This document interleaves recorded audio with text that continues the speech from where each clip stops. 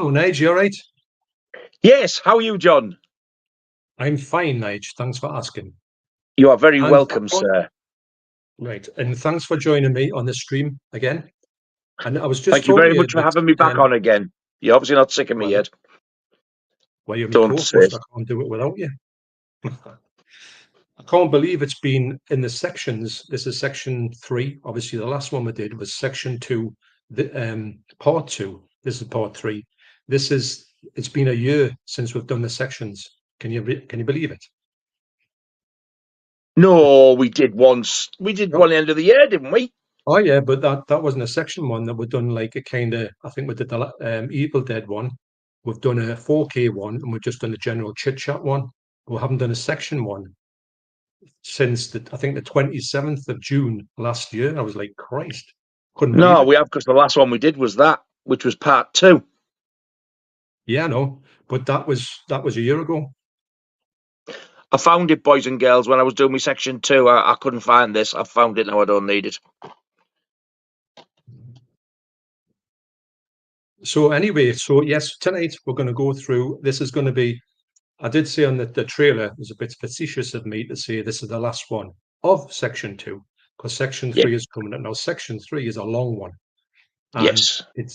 I do think that we're going to struggle to have all the films on there because they're a hard bunch to get, and there's a lot of them as well. But we will talk about them as much as we know. And I think I've seen a couple of them, the movies themselves, but haven't actually physically got them, so I can kind of talk a little bit about them. But sometimes I think there's a lot more section 3s talked about these days than there used to be. I think as well, there's a few actually come out these last few months. There has been a few released in both, like the UK and in the States. And fingers crossed, there's a Severin one that we are open for. And they did the same thing with I Miss You Hugs and Kisses. They said, we're releasing this, bang. And then we had nothing. Like, this has got to be a year ago. And then all of a sudden, bang, it just come out. I know. And that's GBH. I know the GBH one was strange because you just think, oh, you hear about it, and then you obviously think it's going to be out like in a couple of months, and then just nothing. Radio silence. But that's what they did with I Miss You Hugs and Kisses. I'd give up on that. I know. And then just come out all of a sudden, didn't it? Yeah, I remember one of the questions we got was, what video nasty would you like to see get a Blu-ray release that hasn't been out yet? And that was mine. And I remember saying it has been announced, but I think they must have given up because there's been nothing else. And then it wasn't long after that they announced it. I was like, get in. I know. It's great when you hear these ones you've been after for a long time getting a treatment, and I think these movies deserve getting a treatment because some of them you can get just like a bargain basement DVD version to keep you to have it. But you do want that upgrade if it's possible. I think they deserve it, because they're quite, especially the first 2 sections at least. Well, I think section 1, all of them deserve to get the best, like a special edition, if possible. Maybe not snuff though. Well, it's already had one, hasn't it? Well, it's had a Blue Underground Blu-ray release. That's all it deserves. Well, the original movie that they took they cut the ending off. I would love to see that fully, just to see what it actually ended like. Yeah, I would. Yeah. I wonder if there's any more footage that they cut out or what, because, like, my God, it was slow. Oh no, it was a strange movie. Not one. And when they tried to pass that off as a real death at the end, that was just absolutely laughable. On a side note, just talking about that, you know that Emanuel in America that I got recently. Yeah, I watched your video on that. Yeah, that has got Emanuel is going to be doing this behind the scenes kind of. She's like an investigative reporter, and she's reporting on this in this area where they're doing all this nefarious things. Now she's got this little camera, and she goes around taking photographs of what's going on, and she catches loads of people doing that type of stuff, proper hardcore stuff.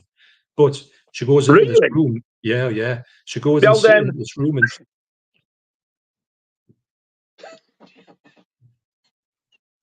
I don't know what you mean. Yeah, I got that one. So I can't imagine why. yeah, so that was a good one. So what they do is, what she's taking some photographs anyway on the video when they're in the room. They've got all this snuff footage playing, and it looks really real. It's the way it's shot, and you think, wow. But it's so odd to have that in a Emanuel movie. So it's really brutal. It's probably the worst snuff movie that you've ever seen in your life, which is what a strange twist. So that just It thought I'd, can't be real, surely. They wouldn't have put it in there, would they? but it does look, it's pretty, well, it looks much more real than snuff anyway. Put it that way. Magic Roundabout looks more real than snuff.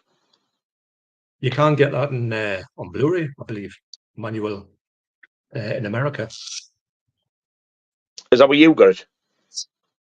No, I got it on subscriber mail sent over to us. Oh, it was a DVD, wasn't it? Yeah, it was. But I mean, even the DVD looks good. It's got some excellent extras as well. Tells you all about the The history Blue of Manuel. Underground. Yeah, there's some. I tell you what, there's some movies in there that there's that's there must be 100 of them Manuels. It's crazy, but it goes into the whole thing on the DVD. Tells you the whole lot of them. Those are British ones and stuff like that. There was one with Mary Millington was going to be in one, but she died before it happened. And the lass who Bloody took hell. over, and she was in this one, whatever it was called, Emmanuel in Soho, I think. She got killed in a car crash the week after she finished the movie. So Do you think they jinxed? bizarre. Bit of a jinx, yes, bit of a jinx. So I know it was said on the stream when I did that trailer, we are going to talk about video nasty stuff tonight. In the comments, we'll just answer video nasty things. But I've just seen a one here from Keith from Euphoria Pictures. So I just want to bring this up because it's quite pertinent to what we're talking about. Hello, John and Nige. I saw a great film the other night called El Huzar de la Muerte. It's a 1925 Chilean silent movie directed by Pedro Sienna. Definitely worth checking out. Well, Oh, yeah. I've ironically, got all this I just stuff. yeah, you have. I watched that this afternoon. Can you believe it? Thanks for Missed that, the Keith, chance of mate. that. I'll look out for that one, yeah. Yeah, It'd go well with thanks that for that. one that you mentioned the other night, wouldn't it? Ferdinand de Bargos. Not that You didn't very believe one, that yeah. one, did you? It's a classic. It's on YouTube. TV I'm series. surprised it's not out on Mubi. Or Criterion, even. Yes, Criterion. Well, so that'll take us on to the first. That'll segue onto the first movie film we're going to talk about. Oh, film. Yes, it will. Yes, yes, it will. We're So still on P. on 1P. I haven't got this one, but I know you've got this one, haven't you, Nige? The first one. I do. Yeah. Yes. So I'll do a little bit of behind it, what's happening. I've got some notes here. So this one here is Pranks, and it's from 1982, aka The Dome That Dripped Blood and The Third Night, directed by Stephen Carpenter and Jeffrey Brown. So as a little side note on it, it says that when movies are cut, they say that they're being pranked, in the business, when they cut movies and somebody goes and cuts it for somebody, they call them, they've been pranked. So there you go. Yes, I know didn't that know cover, that. yeah. That cover's horrendous, and I also think the title is, I think Pranks is so much better. It's, So what's it about? I've never seen Pranks. It's a typical, collegey thing. It's closing for Christmas, I think it was, if I remember rightly. And the pupils, I think, help to sort of help lock the school up, clean up and stuff like that. And it's one of those where there's a killer in the school, but instead of the school being absolutely packed, there's only a few of them in there. And it's like that kind of premise. I really enjoyed it. It's not a masterpiece by any stretch of the imagination, but a lot of people were saying this was absolutely garbage. But no, I enjoyed it. Really enjoyed it. Is there anybody famous in this? She looks very familiar. Anthony Zernig. Oh, she's in Spaceballs. Oh, there you go. Yeah. Do you know, have you seen Spaceballs? No. Oh, she's in that one. Daphne Zuniga. On the eve of the Christmas vacation, a college dorm stands condemned. The dark halls, now vacant and unsafe. Student Joanne Murray and her close friends volunteer to help close down the building, unaware a psychopathic lunatic is hiding in the shadows. As the students disappear one by one, Joanne discovers the horrifying reality that if she's to survive, she alone will have to find a way to slay the brutal murderer. If you think you've seen this film totally uncut, think again. Synapse Films is proud to present The Dorm That Dripped Blood in a never-before-seen alternate version, containing additional scenes, extended gore sequences, and a different sound mix. The transfer was created from the only existent 35mm answer print of the original director's cut entitled Death Dorm, a version of the film thought to have been lost for 30 years. So what's the quality like on that? Is it good? Yeah. I remember it being really good because it's quite a grimy film, really. I mean, Don't get me wrong. You know the acting's bad, but it's not quite as bad as, like, Don't Go in the Woods. I don't think anything's that bad, but it's your typical slash around a school type of thing. I would probably give it a 6, 5.5 to 6 out of 10. On Internet Movie Database has got 4.9. Do you think that's deserve a little bit more than that? Yeah. I think you love it, but I've never seen it. I do think you'll love it. I think this will be right up your street. This one, because I know you like the bad acting and the cheesiness of it all. So yeah, I think you'll like this.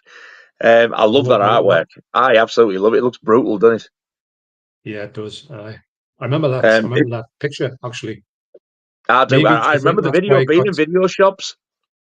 Do you think that's why it got banned? Was somebody holding a baseball bat with nails in it? Do you think that's one of the reasons? I don't think it did it any favours. No, not really. I mean, it can be quite gory in parts, but it was never going to be a Section 1. It's not that bad. I think if it had come out as The Dorm That Dripped Blood, then they might have still got it because of blood in the title. So I don't know. It's bugging me who that woman is. Who's in it? Laurie Lapinski, Stephen Sachs, David Snow, Pamela Holland, Dennis Ely, Woody Roll. I know his brother Swiss, and Daphne Zuniga. That's it. Daphne Zuniga. Music. Christopher Young. He did some of the Elm Streets, or one of them. Did he? That's her who I showed you. I know that fella's cousin as well, Lou Roll. Yes. And his Eskimo cousin, Arctic.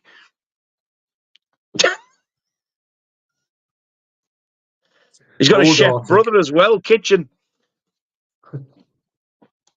Hey, the Roll family, I tell you. And I'm related as well. Honor. I heard his dad was a baker. Bread roll. Oh. Well, there you go. Try to be. You also so there you go, Pranks. Pranks. And as far as I know, it's the only way you can get it on the American Synapse one, and it is multi-region. So don't worry about it being locked. Doing multi-region. They don't usually region lock many of their stuff, which is good, because you don't really want that if you can help it. And even if you're thinking, DVD would do, but I would like that edition. You get the DVD in it as well. Well, yeah. And the obligatory Synapse catalogue. They shot them in quite a bit then. They do. So yeah. Everyone's got one of them. That's Pranks. Not bad. Not bad. I just put this one on this comment. Mac chats. Well, chaps, this should be good. Just back from the doctors. He said me ferrex is good until my next checkup. Keep taking the cream. That's really good. They keep taking this stuff. It's rub it in well. Exactly. You got to look after your ferox. If you look after your ferox, it'll look after you. It certainly will. It will. So, I'm guessing that. Do you have the second one? Which we're going to talk about tonight. You do?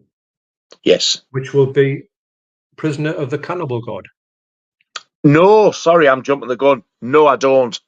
But you do. Yes. So I'll quickly talk about that. So we'll do one each. Then we'll get Yeah. into some comments. So Prisoner of the Cannibal God, 1978, aka Slave of the Cannibal God, Mountain of the Cannibal God, Primitive Desires. Strange one. Directed by Sergio Martino. So there's something I want to talk about in this one. So this This is is the my Stacey DVD. Keach one, isn't it? Yeah, Stacey Keach. That's the one there. What a double bill. I know. That's the first time I saw Cannibal Man because I thought I got it for that, and I thought, oh, well, I get that one as well. And I couldn't believe how good Cannibal Man was. This is the shortcut, the shorter cut, and it's a flipper disc. Oh, God. Yeah, and you get a quite So a Cannibal nice little. Man, does that have the slaughterhouse stuff at the beginning? It's that one. Yeah, it's that one. It doesn't have the stuff about his back story. I still haven't watched that one, yes, that other cut. Have you not? You've got to No, see it. I need to Much get it better. watched. You see It's more of better. the. You what? It's better. It's better, yeah. You see more of the backstory between him and that bloke who's spying him with the glasses. There's a lot more to do with that because you know that's a story in itself, isn't it? Yeah, The story, the backstory with him and his mother, how his mother dies, that's brilliant. You'll love it. It's so funny. Wow. I know it sounds wrong to say that, but it's hilarious. So this this one here, it's a full and cut one. You can't get it on a Blu-ray. This one to me is as much as I want to go there. It's all right. It's not bad. It's got tons of animal stuff in it, real animal cruelty, and I mean tons of it. And it's got a lot of it, which you don't really see in most movies, where animals are fighting each other. You know, when you see like snake like devouring things, and just it goes on forever. Some of the ones, it's got a one with a crocodile in it, and it's really really bad and really over the top. Now, there's two things in here which are a bit more. Now, remember when you went to the Video Nasty, the The what was it called? The exhibition thing. exhibition. Yeah. And I was talking to the lass who we were talking to, and I was That's telling her right. about one of the things in this movie about the bloke with the what is it? It's not a pig. What would you class as it? Something that's like a wild boar, A that type wild of thing? boar. Yeah. The bloke and the wild boar. I was talking about that. Remember that? No, what happens? Can you say it in a PG version? Well, PG, it's definitely the wild boar is taken advantage of, shall we say. No. Yes. And it's not real, obviously, but the way it's done, it might as well be. Looks it. It's quite, Oh, yeah. And you just think, am I really saying that? And also as well, they there's don't a kill it as well, do they? no, I don't think they do with that. Well, I was that traumatized by that scene. I don't know what happened to the pig or the wild boar. Jesus. Yeah, and I'll tell you what else happened, which is probably the worst thing I've seen in any video nasty, which I've talked about a few times. When somebody picks up a crab, a live crab, and eats it like a sandwich, Oh, face I remember first. you. Oh, that, and it's like ram, ram, ram. You just think that is my ultimate worst thing I've ever seen on a video nasty. It's probably eating a live crab. Do you remember the Not nice. cannibal in Cannibal Holocaust? Them massive, thick bugs. Uh, And not only they eat yeah, them, but they eat them like that. You can see all I the know. guts and everything. That knocked me sick. I Is it know. It's kind of fine. similar to that? Yeah, but it's worse because I hate crabs. I think they're the most disgusting things ever invented.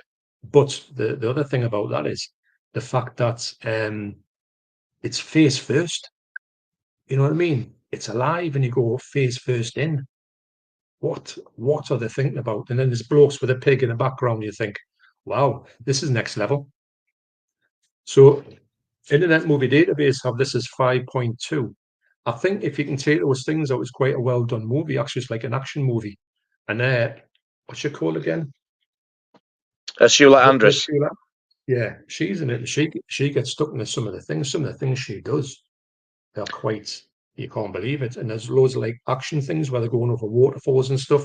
And she's doing all that as well. And you think this is really over the top for those type of stars. You know, quite big stars. So I was really surprised it's that one, but it's not one I would like to go to. That's on Anchor Bay. That it's not one I want to really Wow. go to a lot.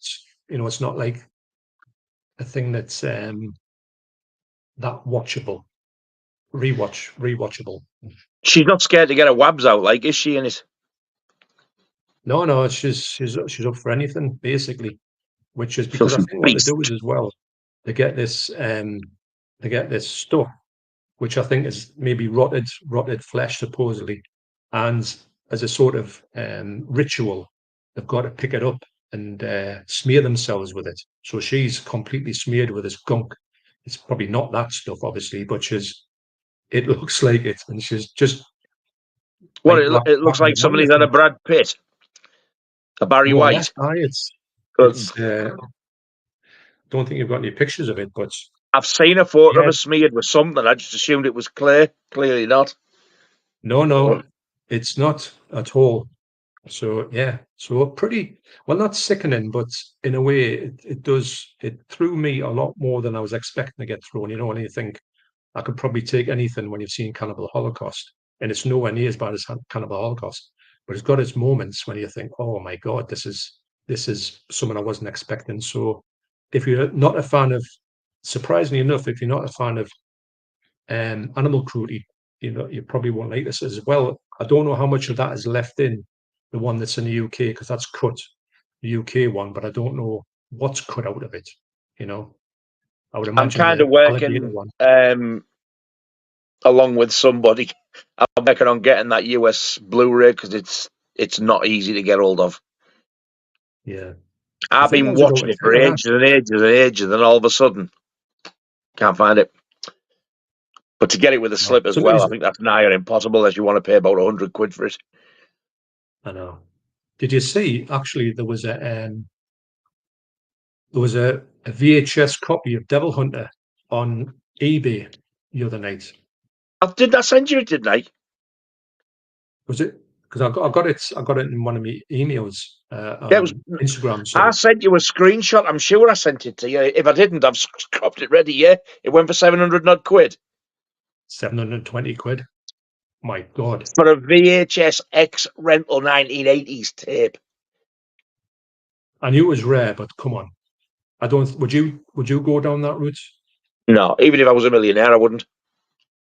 No, you're right. I think I would have to draw the line on that one because you I'd can't rather watch. have them all on Blu-ray/4K than have those old VHS tapes easily. No, no, you're right. There's one or two I would like the original ones, like because I love the films, but I certainly wouldn't be paying £700 for them. I've That's definitely got a absolutely couple, but ridiculous. no, I think as well, if you wanted, I mean, I know we're trying to collect the whole lot of these video nasties, and it's going to cost quite a bit of money. But when you think about it, it's nothing compared to the VHS. If you want to do the No, VHS, it would clean you out, and you couldn't really watch them, could you? no, So that's what I mean. I mean, even if you had a video recorder, would you dare play them? Because of the age I of them, wouldn't I'd do be that. thinking, if this snaps, that's it. It's gone. 700 Yeah, quid down the drain. it's an expensive watch, expensive rental. You could buy Yeah, a new Blu-ray player and get the disc for less than that. buy a new telly. You could. Yeah, the whole lot. Surround sound, the whole everything. Mental. Absolutely mental. £700 for an old VHS tape. I mean, yeah, it's rare, but they're not the smallest things to keep, and you can't exactly watch it properly. No, you're right. Can you imagine as Go well through if you've some. got a VHS hooked up to the tellies nowadays, with them being 4K tellies and stuff and OLED and all that, they would show up every single blemish. It would make the original rentals look even worse. They'd look Yeah. awful. Yeah, actually, I would like to see that. And just, I've got a video tape recorder. I could do it. I've got to get a special lead. It doesn't, none of the leads work now, but Yeah, I'll have to get it. I would like to hook it up and just see what it looks like. And just out of interest, out of curiosity, yeah. get a really old tape. But I can imagine it looking pretty ropey, like, you know, not Yeah, really where you want to go to. I love the thought of having one, but I wouldn't like to say I would get it, but I would keep it somewhere. I would never touch it. yeah. Yeah, I wouldn't. 700 quid, I don't want them that bad though. So I'll go through some comments here. wordy word. Yeah. Andrew says, "Hi guys. People Hello, mate. complain about the way women are treated in horror movies, horror films, and yet most of the time it's a woman who's the survivor at the end." That's a good point, actually, isn't it? When you think about it. Yeah, people do complain, but the women who are acting in it don't. They've decided to go in the film, so Yeah, it's all it these wasn't even woke anything. pricks to get on my wick. Well, I think the first person I was ever heard talked about like that was Dario Argento, because I reckon he was sort of a bit too much. Like the women he had in his movies used to like mutilate them. So they were saying a lot about him being misogynistic, but it is what it is. That's horror, isn't it? That's the whole thing. It's been like that from day one, hasn't it? Murderers don't tickle their victims in real life, you know. Not really. What do they want to do? Kidnap the woman and go and put her on a roundabout and get her a load of sweets or something? They try and make it as sort of real as they can. That's the idea of it. They certainly do. Here's Mikey. All right there.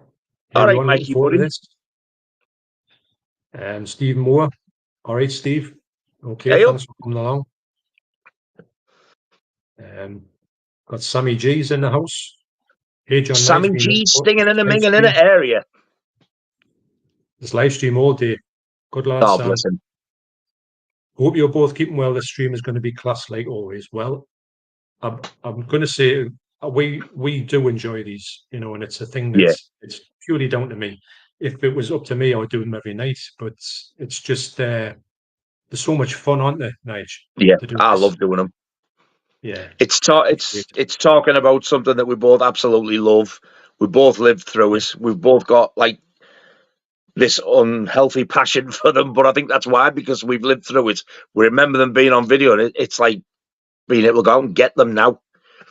And it's a shame that the people, I'm glad that we've actually got people to start and collect them, but it's a shame that they weren't around, the people who do appreciate them. They weren't around at the time to experience like what we did. Unreal. Yeah. I totally agree, and I think that I know it's one of them things where you say, oh, you don't understand, you weren't there, but Yeah, I don't think you do fully get it, what it was like, what the paranoia was like in those times. exactly. You were really looking over your shoulder half the time when you had something in your hand. You knew nothing was going to happen, but you had it in your pocket and you think, if anyone catches me with this, I'm for it. And it was like, it was paranoia, wasn't it? And you were kind of walking around the streets thinking, like everyone's looking at you. That's how it felt. And then you get that silly old bag. Oh, about North Nasties. She wasn't helping. But look at the favour she did us all. Because if they hadn't been banned, we wouldn't have been watching them now. That's true. How many of these would you have seen or even known about? A lot of the Probably, Italian stuff might not. probably most of them I wouldn't have, to be honest. There'd have been more I hadn't seen than there is would have. Yeah. I mean, some of these movies on here, you would have never thought to like seek them out, would you? You would have thought, oh, No. I'm going to go looking for that one.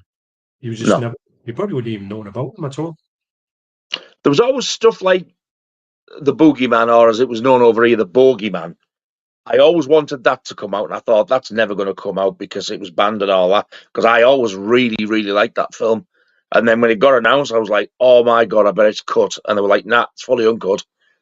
I was over the moon, but a lot of them I'd totally forgot about or I didn't even know about at all. Especially some of the obscure Section 3 ones.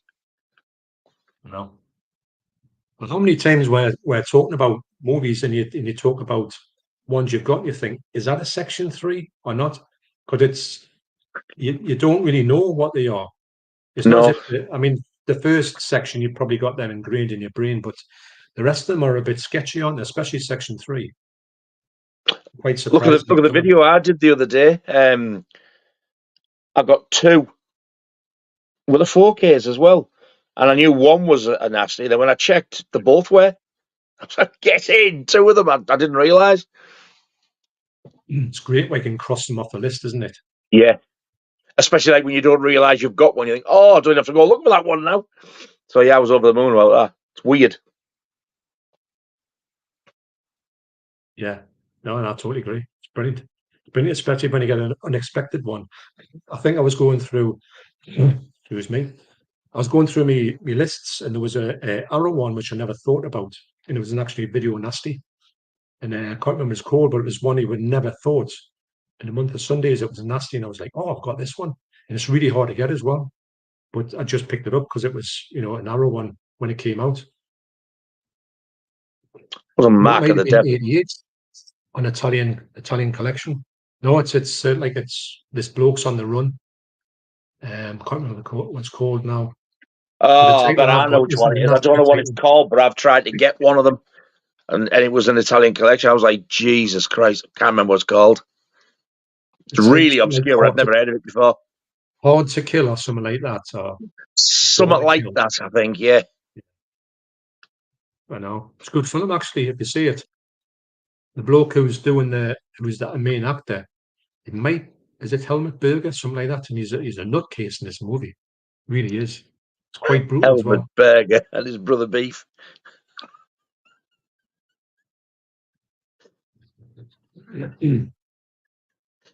Also got that twin in the veggie. But they don't get on with him. Don't speak to him. And the dairy farmer brother Cheese.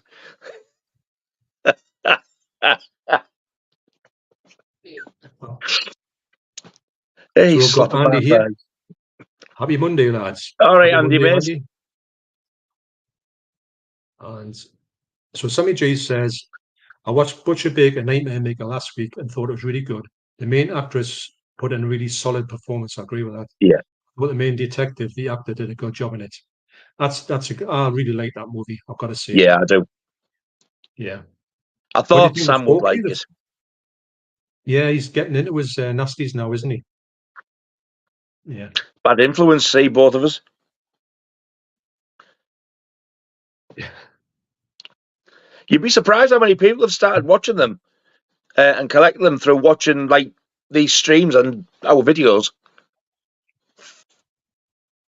Well, I do see more nasties talked about in general. Yeah. And than you used to maybe 2 or 3 years ago when we started doing this. It's great to see it. To be honest, it's great to know that these things, I know they're going to still be alive, obviously, but it's great to see like a new batch of people like Sammy G getting involved with the thing about the nasties being so like watchable to me anyway. I think if you go and think they're going to be the worst horror film you ever seen for nastiness, don't do that, because some of them aren't like that at all. Some of them are.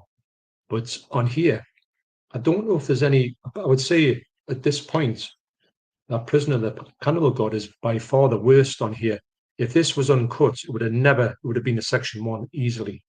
It must have been really heavily cut if it was out in the UK, because the stuff in here is next level. There's a few of the animal ones managed to escape the section 1 net. I don't know how. I mean, like stuff like that, what you've just shown there, the Cannibal God one, and then there's another one called Eaten Alive. I think that Mimi Lau's in it, and then there's another one, the man from Deep River, or was that a section 1? No, it was a 2. Deep River Savages. Yeah. I've got that as. Oh, what's it called? The one I've got. It's got a different name. It's one word. Sacrifice. Carnage. See, sacrifice. See, the Carnage is Bit of Blood. They've all got real animal cruelty in, and they escaped it. Yet something as mild, which would probably only get a 15 now, as Axe. How the hell that became a section 1? It just goes to show the idiots just didn't have a clue. Yeah, you're right. Yeah, massively. It was done by people for the wrong reasons. The people who were doing it weren't in any way like censors. They were going to the censors and saying, get this stopped. It was just peer pressure of the politicians. So it was all done by people who weren't qualified. Look at us looking after your kids. What we're doing, we're getting this filth banned for you. They're going, yeah, you are. Let's vote Tory. They weren't stupid. They thought we were. Yeah. But well, it was all about that, wasn't it? Yeah. It was just about idiots, man. All for power. And all of the people on it were pure idiots as well. It wasn't as if we're just saying it, as if to Graham say, Bright. it's like somebody. He didn't live up to his name, did he? He was utterly thick, wasn't he? Oh, and it's not just children. I think that, yes, dogs are also affected by them. That's a good impression, mind. He was dead so like that, wasn't he? With his stupid voice. Oh, unfortunately, he passed away recently. Prick. Yes, I don't think many people shed a tear over that one because he was just a bit of a No, fool. I'll tell you what, his wasn't he? pockets have been well and truly lined. Well, I think he would have done pretty well off it. This protecting the moral, well, their version of morality. It wasn't many other people, so they don't know the scaremonger by saying if your kids watch this, they'll go out and kill people, which never happened. But we abandon it. Look what we're doing for you, assholes. I mean, idiots, silly people. Della boy. Good Lord, 2 great-looking gits in one place. Well, the women are fainted by the time you start. What can I say? Good luck tonight, and guys, please like and sub these 2. Oh, thanks very much, Del. Thank you very much. Have I had a few panties thrown at me? And we've got Warp Art Studio. Good evening, you handsome Northern Devils. Who's the greatest video nasty director? Oh. What would you say to that one? Now, there's one we've never been asked. Wow. I can't say Jess Franco, even though he's probably the one who's done the most, or one of the one who's done the most. I was just thinking about him, but you couldn't really call him. I think he's the most prolific video nasty director. Yeah. And he's done a canny few, hasn't he? He did he did Bloody Moon, he did The Erotic Rites of Frankenstein. He's done more, I can't think of the buggers. He did Devil Hunter, didn't he? Which one? Devil Hunter. Yes, he did. I'm sure he's done more. He's done more than that, Yeah, he has. Just trying to remember what he's actually done. Just thinking of them. I think he used to just churn them out like a good one. Oasis of the Zombies. That's a section 3. Did he do that as well? It's absolute rubbish, man. I like it, but it's hopeless. I don't know what. Have you got it? Yeah, got on DVD. Shameless DVD. Is it Shameless DVD? Wow. No, I was going to say, I think that's going to be one of the ones that's pretty hard to get. I think I got it for $1.05. Just on what's it called? Amazon. Have a look for it. It's not really worth getting on because the picture quality is awful. I think it was just done like shot in the desert, so and sand doesn't go well with low budget filmmaking. Goes a bit, you know what I mean? A bit rubbish. Oh dear. So got Chickster here. Hi John, Nige, and Keith. So Sammy says, what's your thoughts on Beyond the Darkness? Is that Joe D'Amato? I don't think I've seen it, have I? That's not a nasty. It's not a nasty, but I think it's a great movie. It could be a nasty. It's got some really brutal stuff in it. About the bloke who's on the cover? He's got it's got a weird cover. It's got like a face, but it's somebody hanging upside down that looks like a face. It's in the Italian Classics collection. I don't think I've got it. I don't think I've seen it. It's this movie. It's this fella who's got he's like a taxidermist, and his wife or his girlfriend gets killed, so he stuffs her and keeps her downstairs. But in order to keep her going, he's got to kill loads of people to get all the stuff he needs for to make her sort of like remain like looking normal but dead. Looking half decent. Yeah, it's good. It's really good, actually. No, I've definitely not seen that. It sounds very nasty-ish. So he says I ordered the Arrow 4K edition of The House by the Cemetery. It's brilliant, that.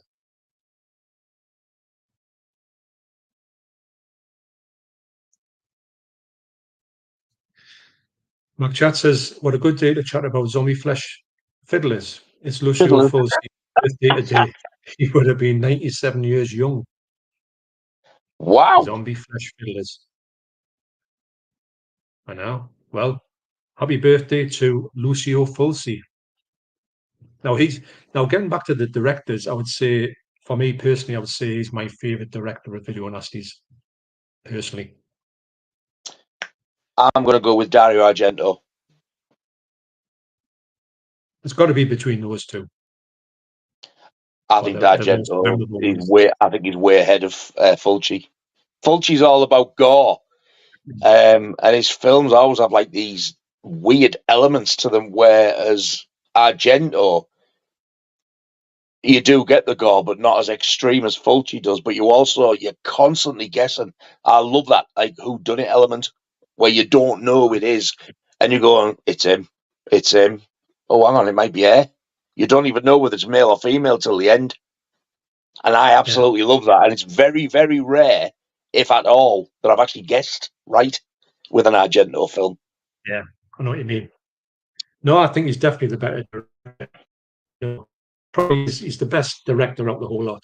You know, the one who does the best all-round stuff. Although I do prefer Lucio Fulci. I just think his movies, I watch them more than Dario Argento. But they're both brilliant for what they do. Yeah, they are. And I do think, well, you've seen that Zombie Flesh Eaters in 4K now. Do you think it's much better movie when you see it in 4K? Like better put together? Yes. And I actually didn't pick my phone up or nothing. I put everything down and I sat and watched it and I was like, Jesus, this looks really good.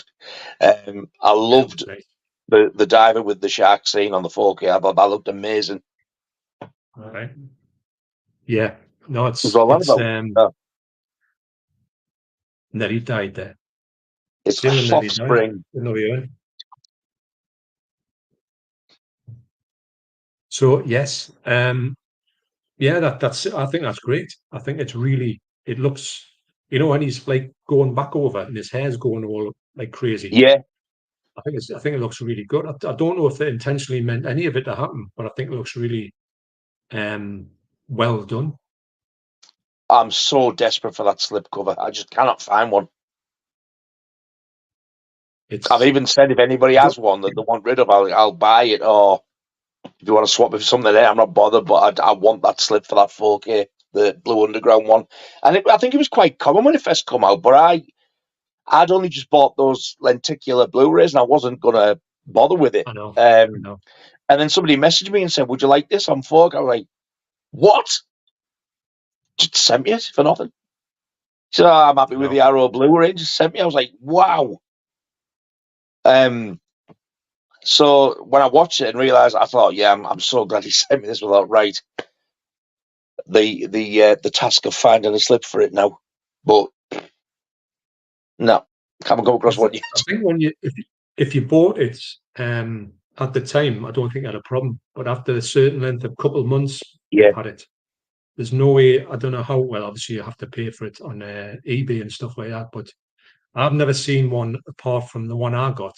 But maybe a few people have picked it up, but it's not one that you see a lot of people getting.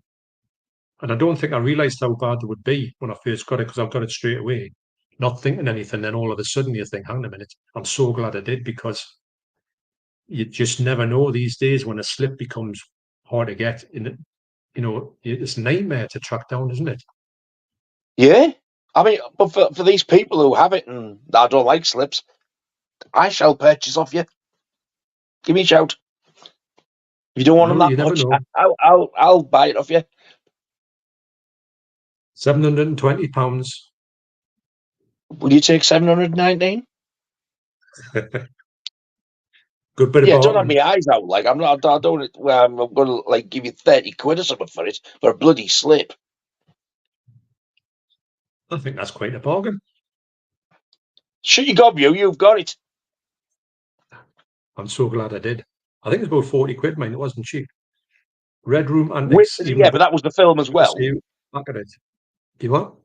Hello, that was with the film as well, though. Yeah. Yeah, well, I've got the film. I just want the slip. I'm not paying 40 quid for a slip. Hey, never say never. You might have to. I'd do without. Solvents, hi lads. Hiya, Solvents. Hey up. And Kevin Hawthorne, good afternoon from Lakeland, Florida. My God. Wow. I know. Good afternoon, sir. I know. It's strange how people can navigate to anything in the world and watch something you think wouldn't appeal to somebody, but it is absolutely bizarre. Yeah. When people say to me, "Oh, hello from the States," I'm like, no, it still shocks me even now. I know, it's quite mind blowing, isn't it? Steve Moore. Hi, John Knight. Hi, Steve. All right, Steve. And we've got Cy Robson, evening lads. Hi, Cy. And I think this Slipknot fan, I think this is to you. How did he do that crazy face? Which one? Oh, at the beginning, I can't remember what I did. Your first one. I'm just naturally ugly, so it comes easy. We're here, good to see you both. Been looking forward to part 3 for what seems like an age. Well, you've been waiting for a year, that's for sure. Good evening, sir. I don't think it is a year. It definitely is. If it is a year, I'm losing my marbles. If it's not, you are. Well, what I did was when I went on the StreamYard, because I'd been on StreamYard on this. It was a different StreamYard. You know, when I had all my old streams on here, and it weren't loading up on us as like a new kind of thing. So when I put it on this one, just all of a sudden, it went back to my original. I've seen all the original Video Nasty live streams, which I hadn't saw for a long time. Wow. So that's why I looked at it and I thought, oh, 2023. I just couldn't believe it. I'll send you a screenshot of it to prove it. So, I know it was 2023, but I thought it was like November, December time. No, but the section 2, part 2 is definitely from then. Other ones aren't, but that one is. Because we did them 2. We did Evil Dead, we did 4K1, and we did just a general chit chat. So we did 3 after that. In the meantime, this is the first one back for the original sections. What we're doing, you know, they're going through it. Wow, all format. That's mental. That really is. So Paul 2112. All right, Paul. All right, Paul, mate. And George Condy. All right, George. All right, George. This year, watch Butcher Baker Nightmare Maker. Loved it. Yeah, I do think it's a good movie. And it is. You know that. Do you know that woman who's in it? What's she called again? Susan Terrell. Susan Terrell. Yeah, she was quite odd. Have you seen the extra on there when she's talking? She's a real strange person, isn't she? I haven't watched the 4K yet, but I got the Code Red Blu-ray. I went and got the 4K last week. I got the last one in HMV. And I remember watching it thinking, wow, you are an oddball, Mrs. She died now, like she's dead now. Mm-hmm. But have you seen Angel? No, with but Donna Wilkes. Like to see that one. Yeah, I'd like to Donna see Wilkes that. out with Jaws too, where she's a schoolgirl during the day, and then she's a prostitute on the night. Yeah. Susan Terrell's in that. That's where I first seen her. God, there's her and this guy. He's a drag queen. He's like an older fella though. The way they bounce off each other and some of the stuff they say to each other, God, it has me crying, laughing at it. It is so funny. And Donna Wilkes is brilliant. Shouldn't have Arrow video called release called Forbidden Zone, which is mad. It's like a sort of weird, like Rocky Horror musical madness thing. She's in that, and she plays. I'm sure she plays somebody who loses her legs, and in real life, she did actually lose her legs. I remember thinking of that when I heard about it. I thought, wow, who lost her legs? Imitating. Yeah, she did, because she had some kind of like maybe it's for smoking and stuff like that. Donna Wilkes lost her legs.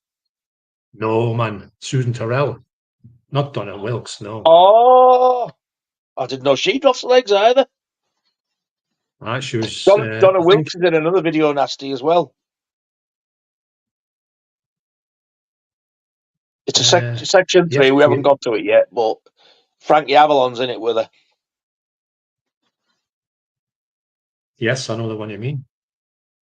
It's meant to be. Is that meant to be coming out? Oh God, I hope so, because my God, you can't find it for love nor money. If you want it, it's £50. That's without shipping from the States, and it's just a poxy DVD. You're looking at like £50 with about £20-30 postage. No thanks. I ain't paying that for it. I think I'll pass. You can watch it on YouTube in its entirety. I know, actually, there's a few that I think I might do with the Section 3s. I might watch them on YouTube, and while in the meantime, while we're waiting for them to come out, so I can actually talk about some of them when I'm doing Section 3s. That to say, this came out. Well, watch GBH.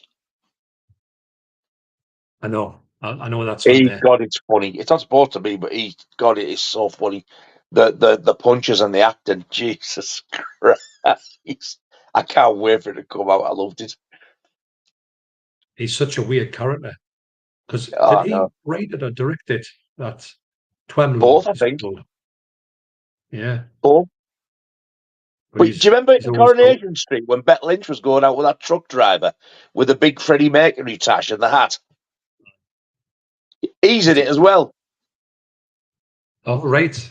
Really? A Coronation Street star, a video nasty, yeah. But it was shot on videotape, wasn't it? So it's never going to be good quality. Unless they found the original Unless they found the original master videotape and it's in immaculate condition. They can't release it on Blu-ray from a VHS. It's got to be a master tape, surely. You would think. Is it Cliff Tremolo or something they call him? Twemlow. Twemlow, yeah.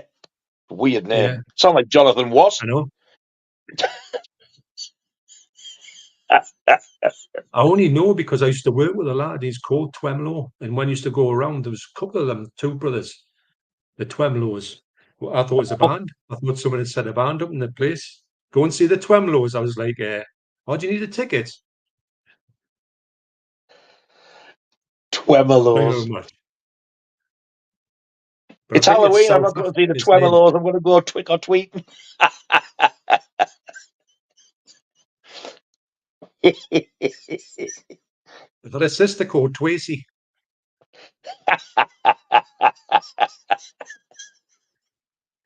That's true.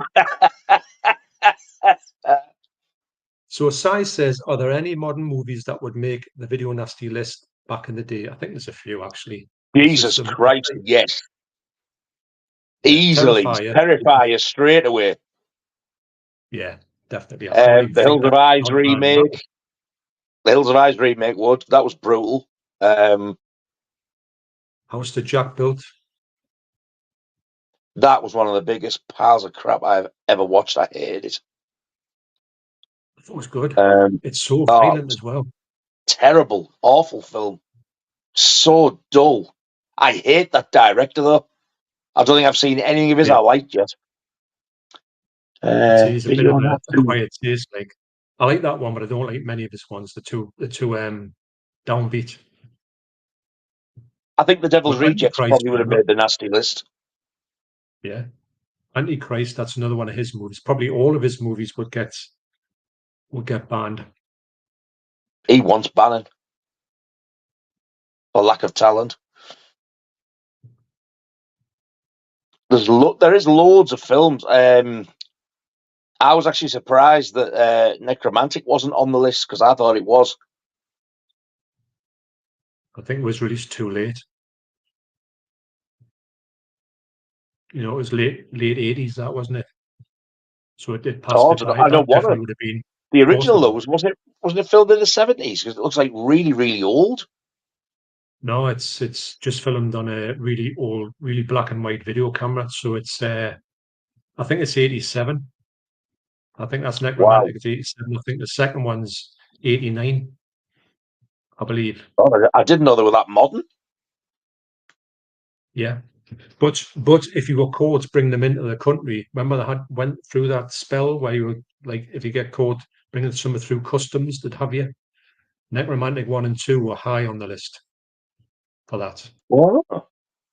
Yeah, because I got Necromantic 2 on a big box VHS for 25 quid off me connection. And he was like saying to us, I've got somebody here, and he says, but I don't even want to send it to you through the post in case it comes from, they know it's going to come from me. And I remember it was coming through the post.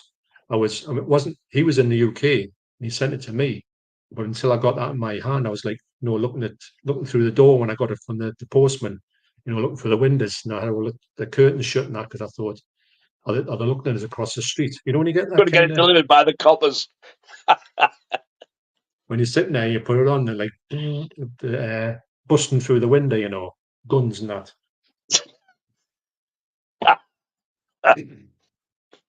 So yeah, I think there's a load of movies these days that would have got banned easily. Yeah, there is loads of them, and I think, and that usually they're worse than the actual ones that got banned. I would even say that quite a few of the Certificate 15 ones would have been on the list because some of the 15s are as brutal as the 18s. I think Thanksgiving probably would have been on there because that was quite brutal. I haven't seen that one yet. It's all right. Good. Really good film. You'd enjoy it. I'll have to get that one. Mac Chats, lads, I watched a big portion of Section 3 on YouTube. The rest I've seen other places. There's only like 5 I've yet to see. I know you're waiting for a Blu-ray, but I don't think they'll all make it. Yeah, actually, that's a good point.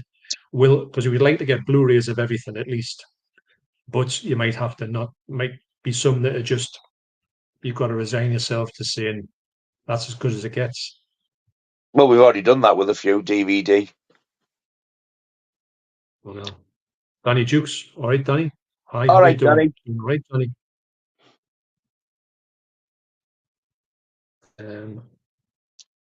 I'd just like to let you know we've done one title and we've been on nearly an hour.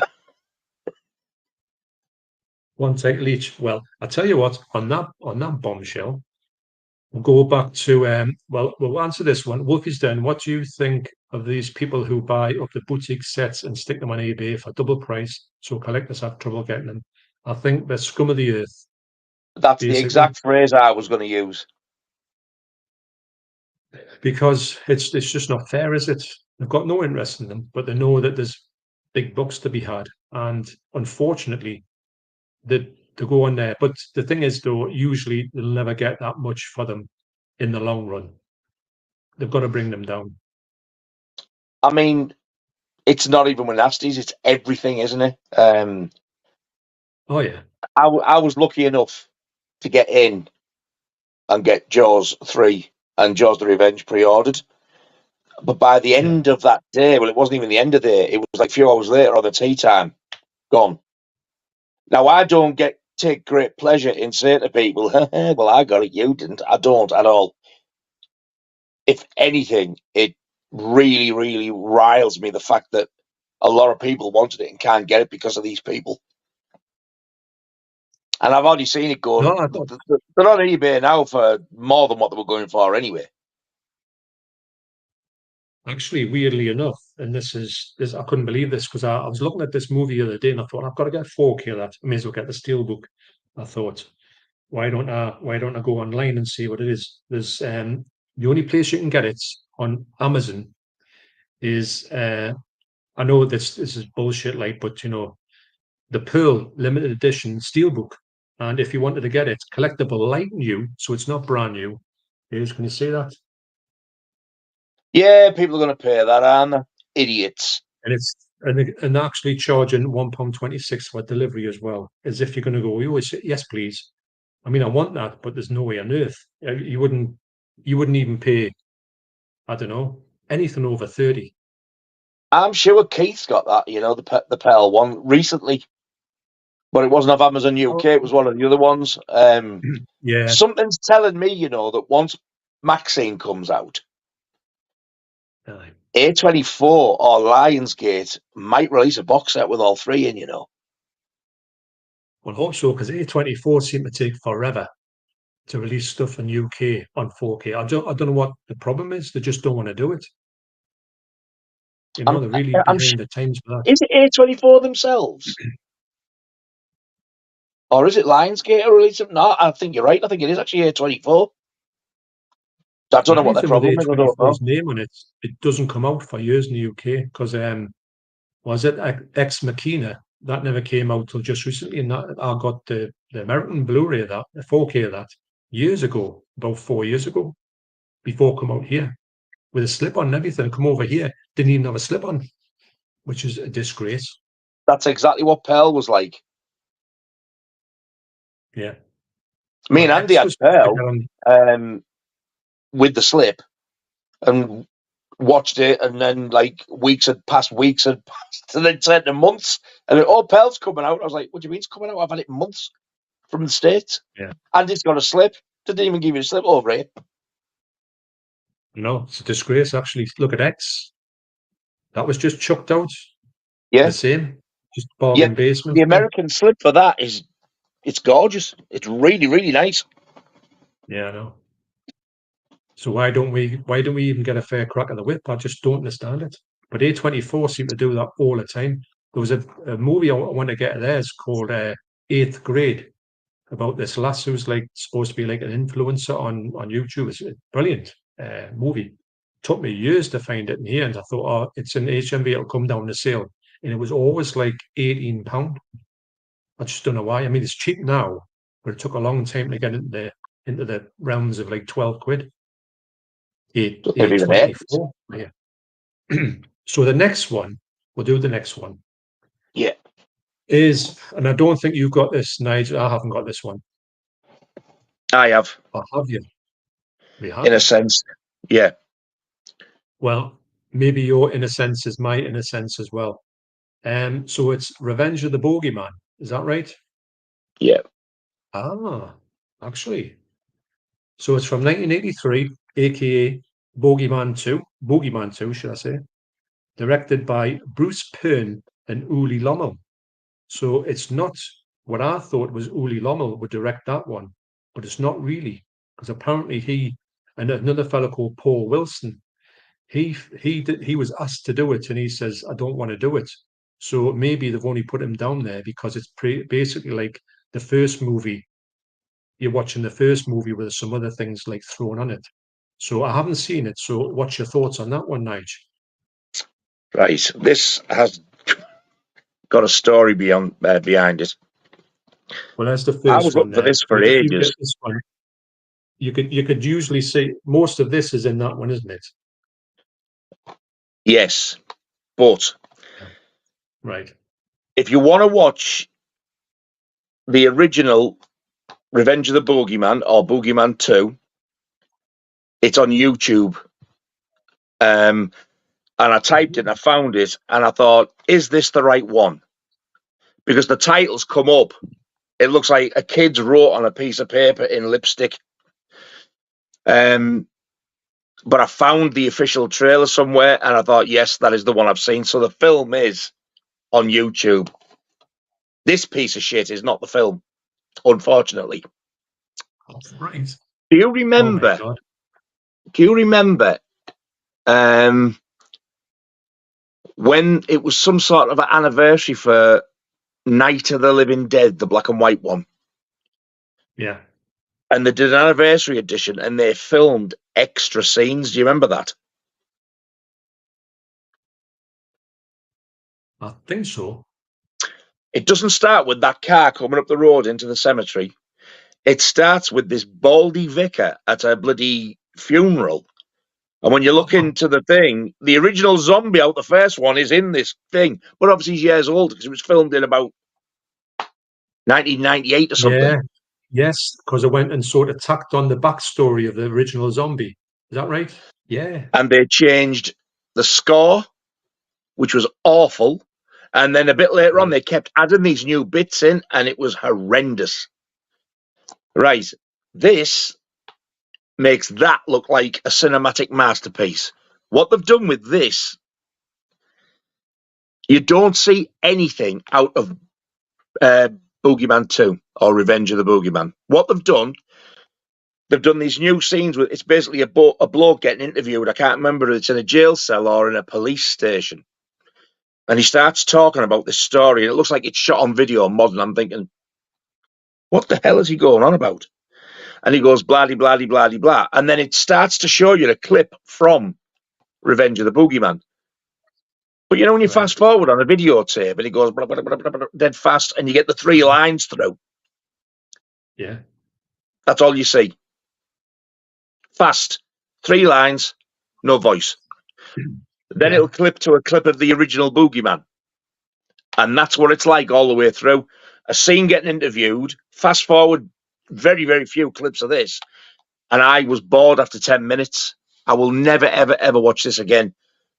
If you want this, just to say, like, yeah, look, I've got this video nasty. By all means, get it, but don't pay a lot for it. But don't watch it. You're wasting your time. It's awful. So, unfortunately, the original proper Boogeyman 2 still hasn't been re-released. But somebody has put a copy of it on YouTube, which I'm assuming is the original VHS version. I was hoping to God when Vinegar Syndrome did the Boogeyman that they were going to put this in as an extra, but they didn't. Yeah, that would be. I think that's all it deserves, to be like an extra, not the actual standalone. Wouldn't make sense. I mean, this is a pound shop fodder look, but now people are charging like anywhere between £4 to £12 for it. Honestly, it is absolutely awful. Awful. Well, do you know how much on the Internet Movie Database? Do you know how much that's got? Revenge of the Boogeyman. 2.1. They haven't seen this because this would be -6. Well, actually, funny enough, you should say that. Now, what if you look on to get Boogeyman 2 or Revenge of the Boogeyman? It's got the other ones that he's done, and I think he went back and did a few more. And I think one of them might be that movie you're talking about there. He's went and made 2 more. There's another one called Boogeyman 2, which is meant to be a reimagination of Boogeyman 2, which could be that one there. I bet it's this. Yeah, well, actually, Louis Lomo. So it is, and on the Internet Movie Database, it's got 1.6. It's not that good. Should just give it the 0.6. I think it's that one. Honestly, I can't give it any higher. I'm being generous, giving it a 0. I do intend to watch that one on YouTube, though, because at least that does have the new footage in, and it's the same actress out of the first one back in it again, who was the director's wife. But the only time you see her in this is the clips of the first one. None of that new footage is in, apart from fast forward. That's definitely that one. It's definitely the one I saw in there. So it's like he's done a remake. It's done his version of Boogeyman 2, because he didn't do that original Revenge of the Boogeyman, apparently, according to what I read. Yeah, well, this is horrendous. It's really.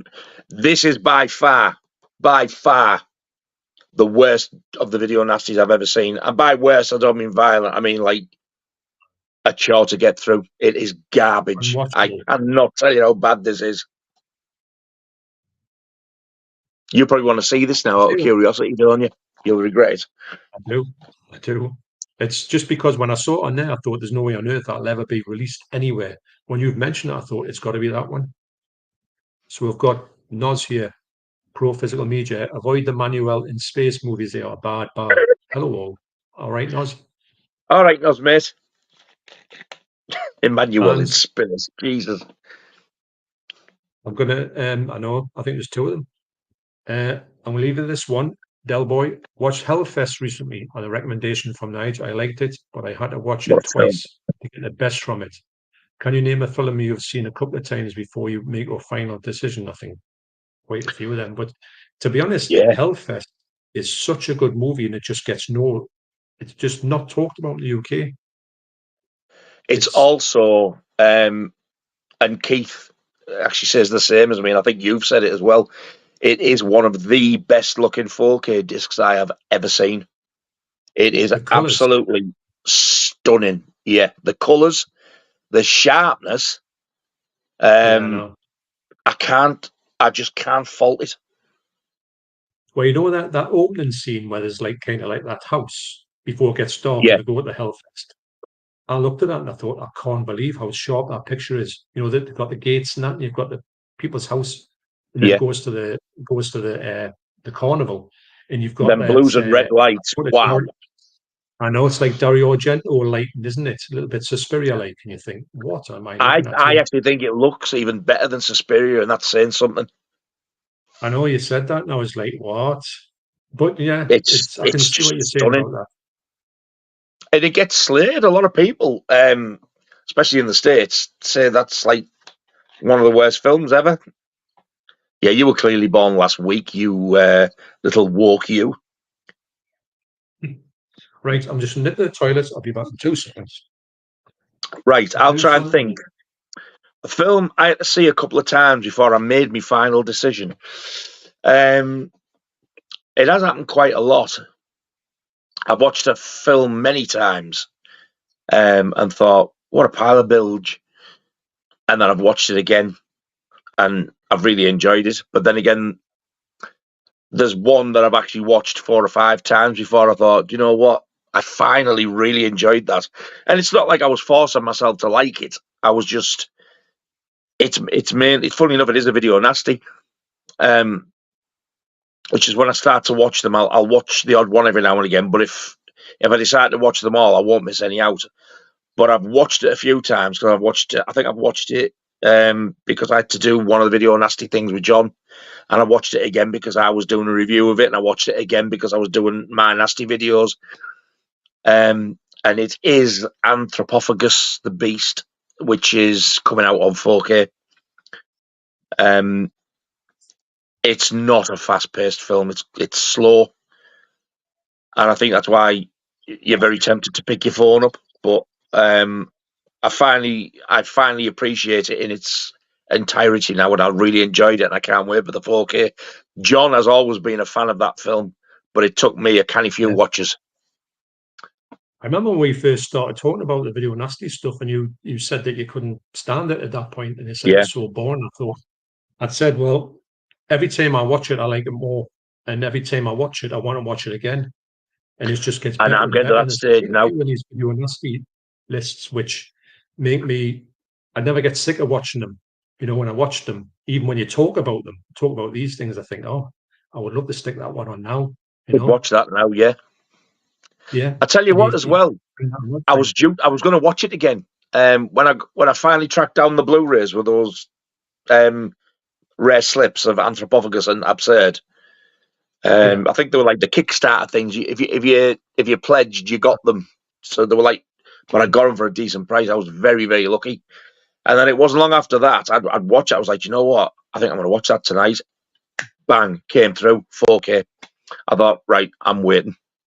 I want to wait because I would really, really want to get excited for this. Because at first, though, I was thinking, I'm not going to get the 4Ks because I've just got these.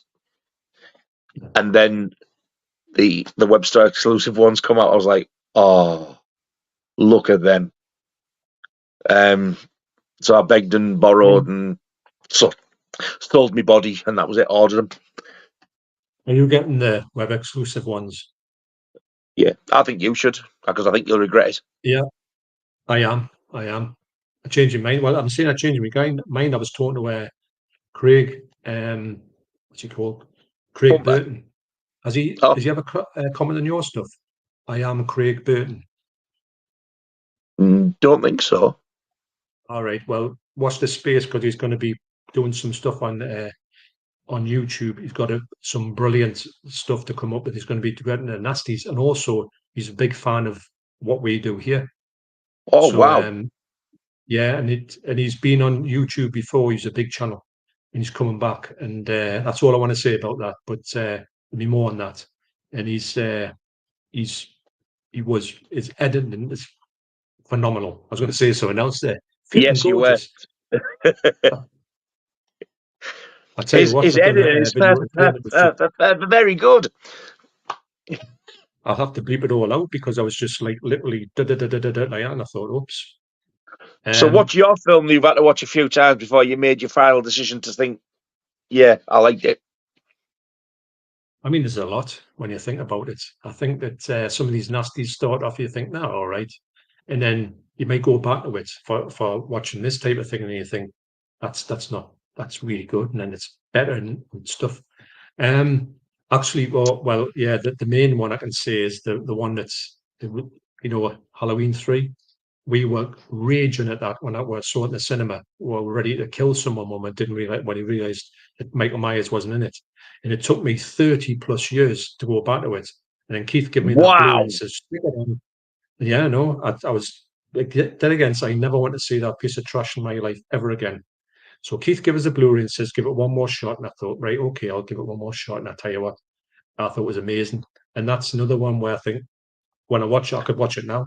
When I watch it, I don't treat it like a Halloween movie. It's like a movie set in Halloween, and it's absolutely brilliant. So yeah, so that's the biggest one for me. And like I say, for 30 years, I just wouldn't touch it with a barge pole.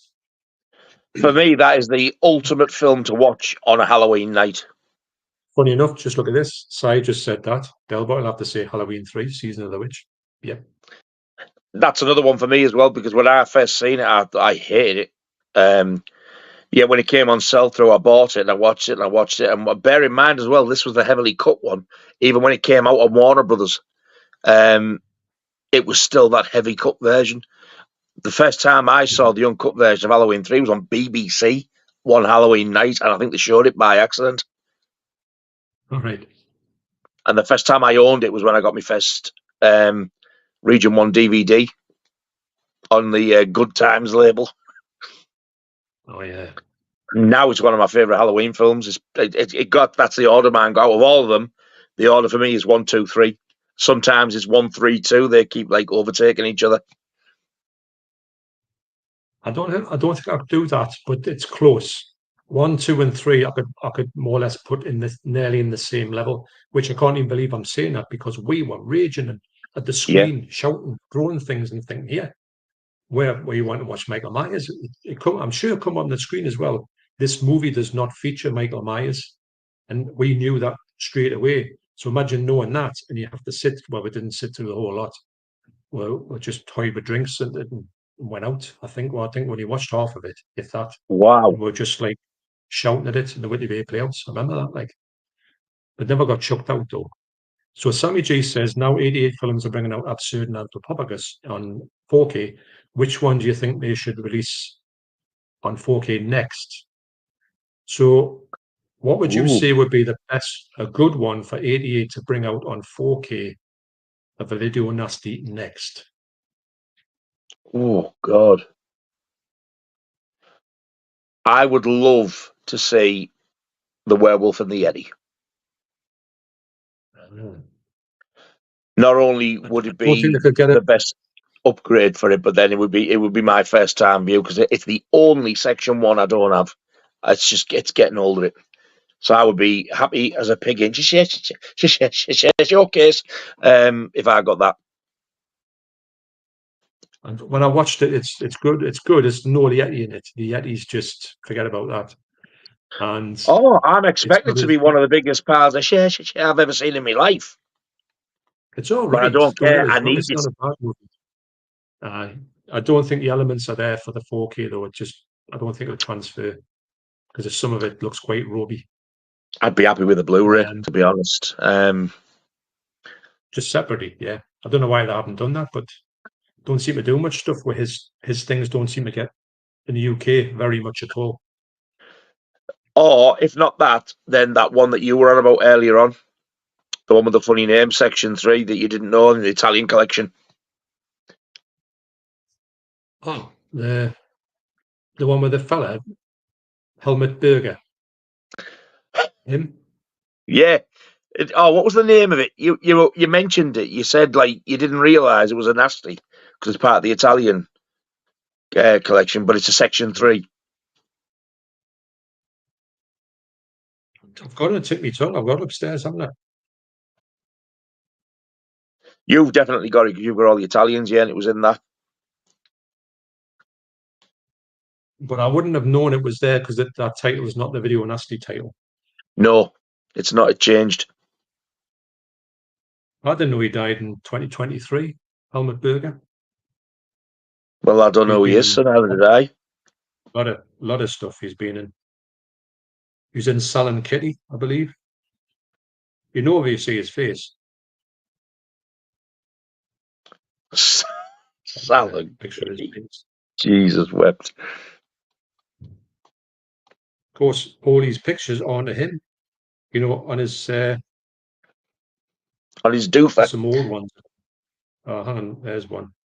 Does that ring any bells? Nah, can't be him. No. I actually thought that was Willem Dafoe when you first held it up there. My God, it's it is famous like back in the day. oven. It's still warm, even though it's not. I've got a feeling it's going to turn. What's this movie? Film. If I can find it with it. Oh, that's it there. Beast with a Gun. That sounds familiar. I think it is it. What's the other name it's known as?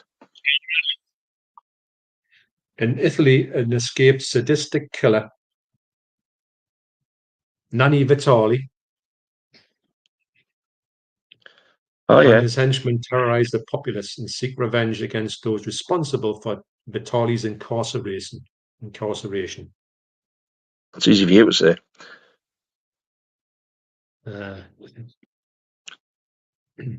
Although it says go moderate, which I would beg to differ. Well, it's more than moderate, you mean? Well, I think it's got more than that. They're putting people in line pits and everything. Have a look at this. Nanni Vitali. This is one of the quotes of the movie. Oh. That's in it. Is that one of the lines from the film? Yeah. All right, then, if you insist. Also known as Mad Dog, Extreme Violence. That's it. Beast with a Gun. Mad Dog Killer. Violence. Or Mad Dog Killer. That's the UK title. Yeah.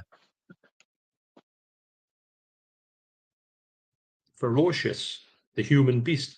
Mad Dog Killer, that's it there. So yeah, that is the one. I would like to see that one because I've not got that and I've never ever seen it. It actually looks quite good on the Blu-ray on 88. Right, so let's get into a few more. Right, so next up is The Slayer. The Slayer. 1982. It's got no alternative titles, which is a rarity for here. And it's directed by J.S. Cardone, who went on to do quite a lot of stuff, actually, in TV.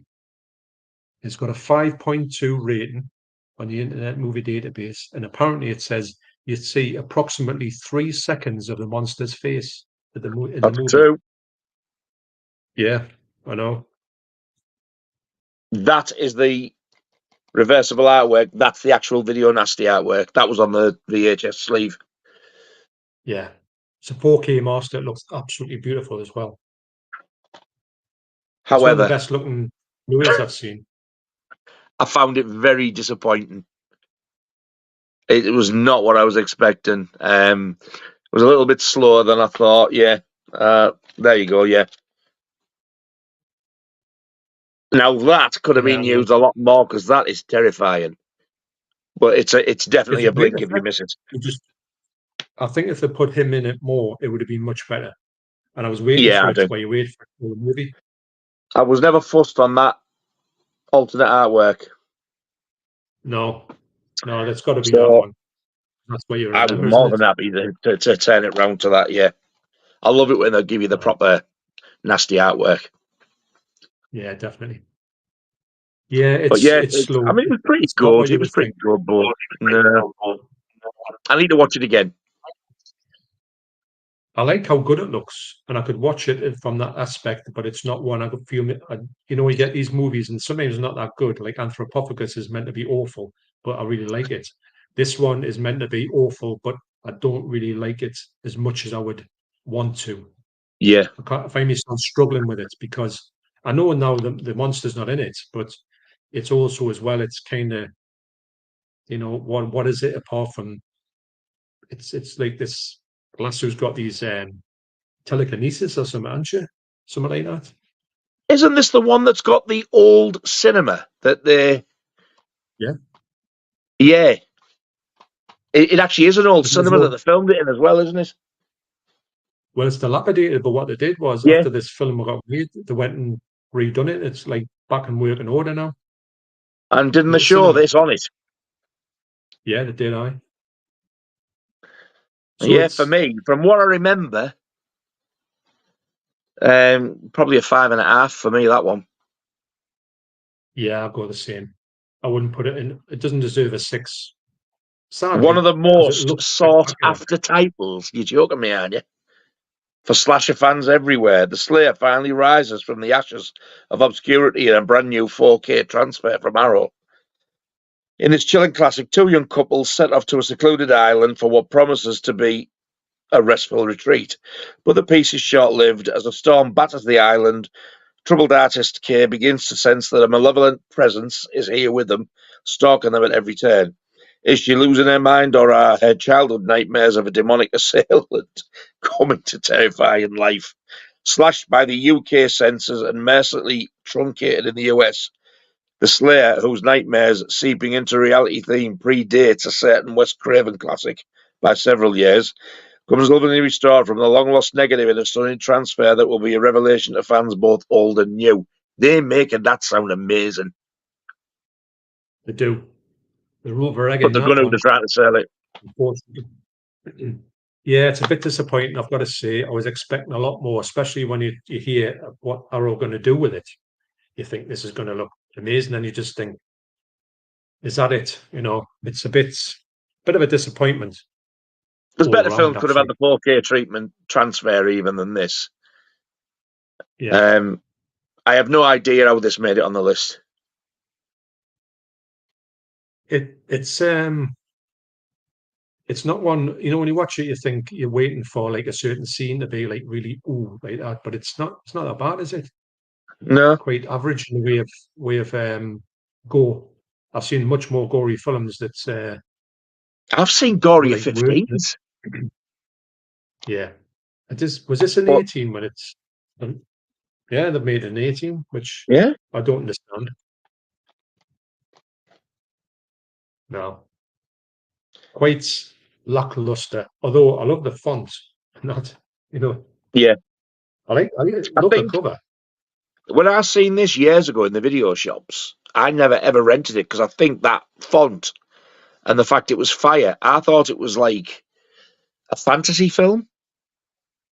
Yeah. So I avoided it like the plague. If somebody had told me what The Burning was about, I wouldn't have got that either, because they don't sound like horror films. The Slayer. Right. The Burning sounds like Towering Inferno, and the Slayer sounds like something like Dungeon Master or something. I don't know. They just don't sound right for me. No, I know what you're saying. But yeah, I mean, it's worth a watch. If you collect them, you're going to want this anyway. But just don't pay over the odds for it. If you can get it for less than a tenner, then yeah, do that. Yeah, I agree. If it came out in 4K, however, would you buy it? I'm saying no, but chances are I probably would.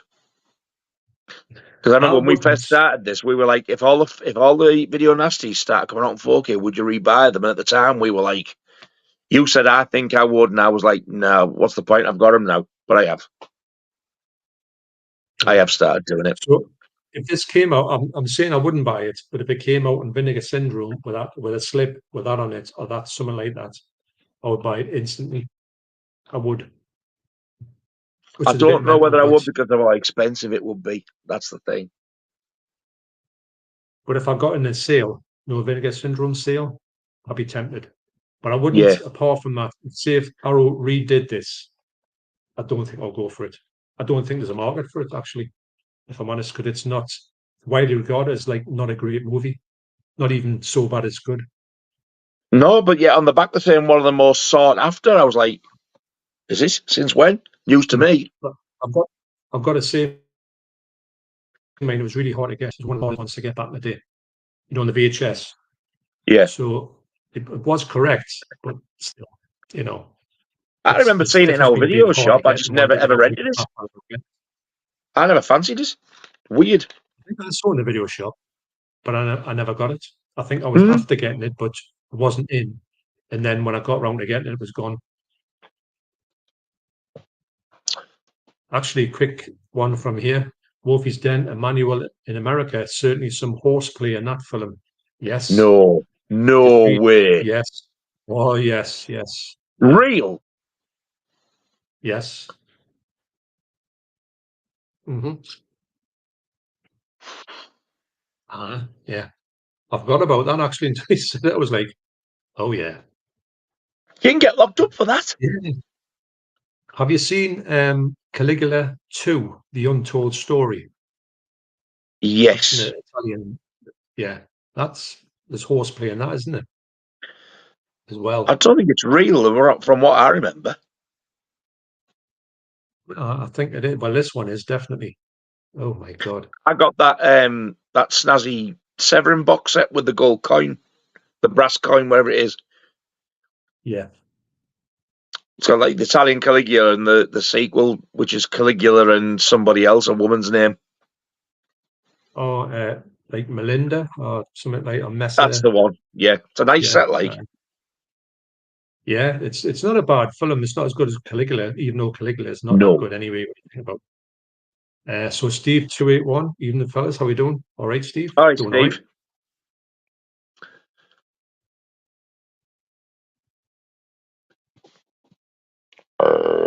Oh.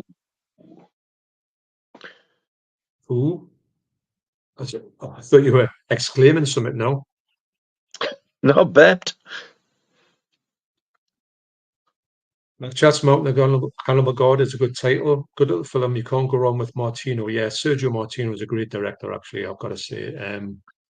It's not my favourite one just because of what the stuff in it, that crab thing. Honestly, it turns my stomach just even thinking about it.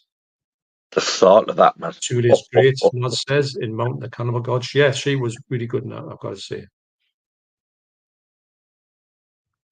Estolian Dave. All right, me babbers. All right, Dave. All right, me babbers.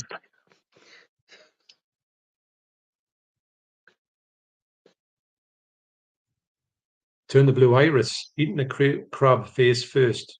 Should have got some Shipman's place. I'll tell you what. Turn the Blue Iris. There's a name I haven't heard for a long, long time. I know. Are you all right, mate? Thanks for coming out to watch. And also, what I will say is, though, it's the fact of, a shell, even, if it was dead or whatever like that, even if you're eating like a crab shell of the claws, even, and you ate some of that, it's you'd be the shell thing on as well. Shell? As well as the whole thing in it. I tell you what, this person's hooking into it.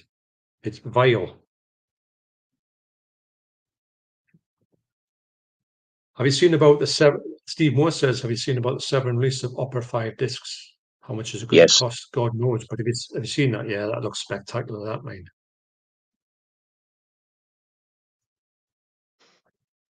Snipper Fan says there's a YouTube short of a guy eating a deep fried crab in burger buns. His legs are hanging outside the buns. My God, I will not watch that. God, what's wrong with people?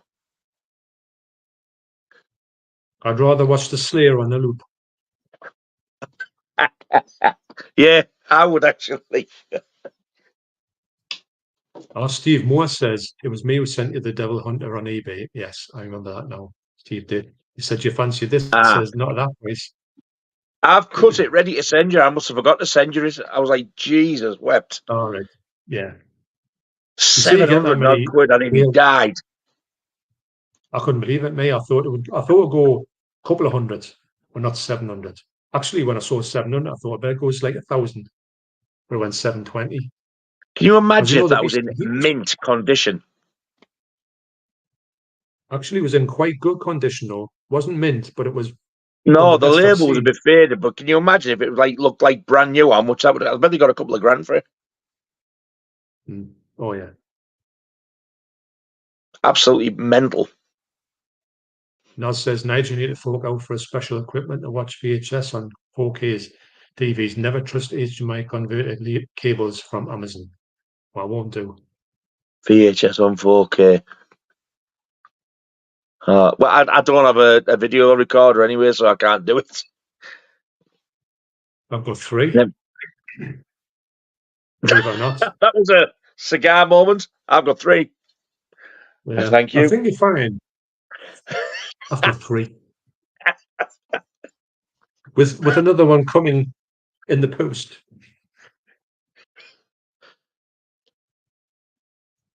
So Brian says, hi, John, Nigel, how are you doing? What have I missed? I've just got back. Well, you've missed All right, Brian. about 4 nasties. We're just going to get on the 5th one because we've got 11 to get through on this. We'll have to maybe hurry up. It's just me talking and chatting and whatnot, as always. Steve McNulty says, evening, gents. Evening, Stephen. Even Stevens? I did say evening, Stephen. Sorry, I that do. Sounded like even Stephen. Good evening, sir. Did I? It's just me. It's just his teeth. I'm breaking them in for that horse in that Emanuel in Cannibal in the Cannibal in America.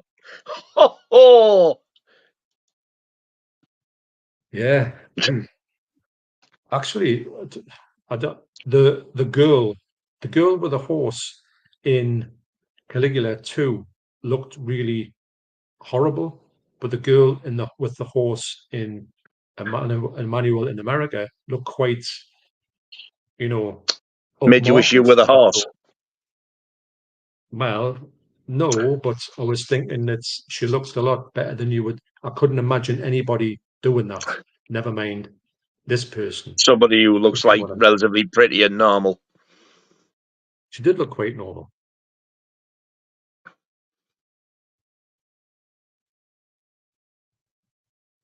Damien P says, not complaining about our sleazy riches, but sometimes I miss the chase and the taboo nature of it all. Yeah, it was quite. I get that. It was quite I do. fun. I get that. Do you get that? Yeah. Don't you just miss going into a video rental shop pre-set days before 15 and 18 when there was still like A, AA and X? That's if they had a certificate. Walking in, this wall-to-wall tapes and the shop being absolutely packed because everybody was getting them. I miss them days. I would say 90% of that stuff, I mean, it'd be a sort of like a woman's sort or a kids section, which you wouldn't bother with, like sort of like Weepies. But 90% of that shop, you would have wanted to get out. You would have made a beeline for most of that. The amount of people who went in there and they were all mostly looking for horror was unbelievable. Well, I mean, at the time, we didn't know what was going to be banned, or there was no title at the time of Video Nasty, but everybody used to go straight to the horror of our generation anyway. Yeah, you're right there, because the covers just sorted there. Even the regular covers for like even comedies were good. And in fact, covers were just better back in the day, weren't they? Yeah, they were. So Mark says, good evening, gentlemen. I'm hoping to see something really nasty this evening. Wow.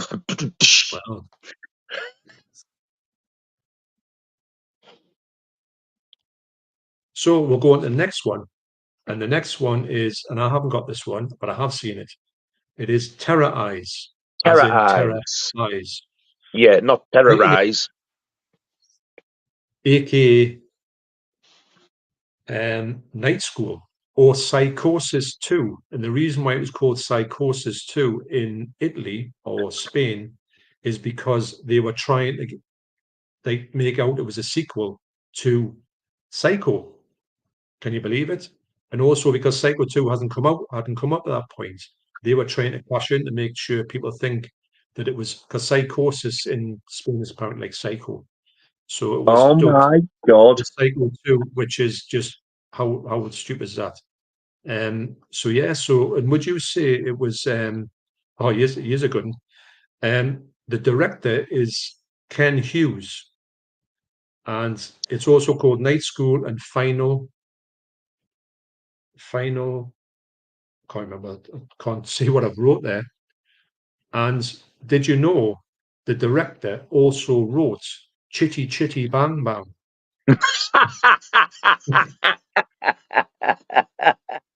I mean, come on. You got to give us a bit of, got to give us a bit for that. Finding that. I've just noticed something. Your line at the bottom, look. Yes, I know. I put this because I put this on the bottom to say this is. And I'm going, I've heard this somewhere. Yeah, there you go. I got it right anyway when I guessed. So what do you make of that presentation you've got there, Nige? It is Rachel Ward. I do believe this was her first film. Yes, it was. I remember renting this out as Terror Eyes. And I remember is that the white kind cover? of scared. Yeah, it's got like it's a well-known fact that the murderer in the film is a biker, all in black with a black helmet on, and you don't see, and their weapon of choice is this absolutely hideous carved knife with this awful blade. And the killer decapitates them, and it is. When I first watched it scared the hell out of me. And I think the reason this made the list, because it's not really overly graphic, there is some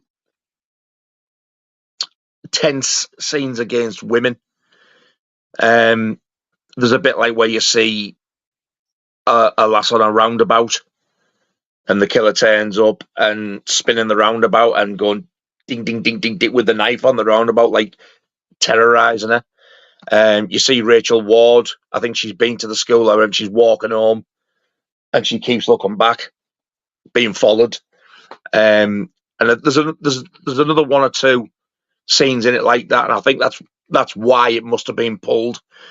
For me, this is a really good little slasher. I've always liked this film. I loved it when I first seen it. When I watched this, it wasn't as scary as what I thought it was in the 80s, but I still really enjoyed it. And the fact that it was a Section 2 video nasty, I was actually really surprised that it was part of the Warner archive. Oh, yeah. It makes me think that I wonder if the HMV Premium Collection was carrying on going. I wonder if this would have been a future title. I know, that'd be great, wouldn't it? Imagine that. Yeah. It's a shame it didn't get into that. I know that stopped doing them. I know, that with the slipcover we really love it, but that's all you get. But the quick synopsis is they work by day, take a full schedule of classes all night and somehow find time for study and an occasional date. Women in the evening curriculum at Boston's distinguished Wendell College do a lot to get ahead in life. They go to school, but obviously night school, not a night. But there's someone who will go even greater lengths, someone who will do anything to get ahead. Play on words there. A killer whose MO is the ritualistic decapitation of victims makes terror a required course at night school. Directed by Ken Hughes, who did Casino Royale, the 1967 one. Starring Rachel Ward in her screen debut. Leonard Mann plays the homicide lieutenant assigned to the puzzling case. He has hunches, not clues, suspects, not evidence, and a rising body count. Fines are coming early this year at Wendell, and for those who don't make the grade, heads will roll. Oh, there's the killer there on the bike. Yeah, would you say that was a giallo, in essence?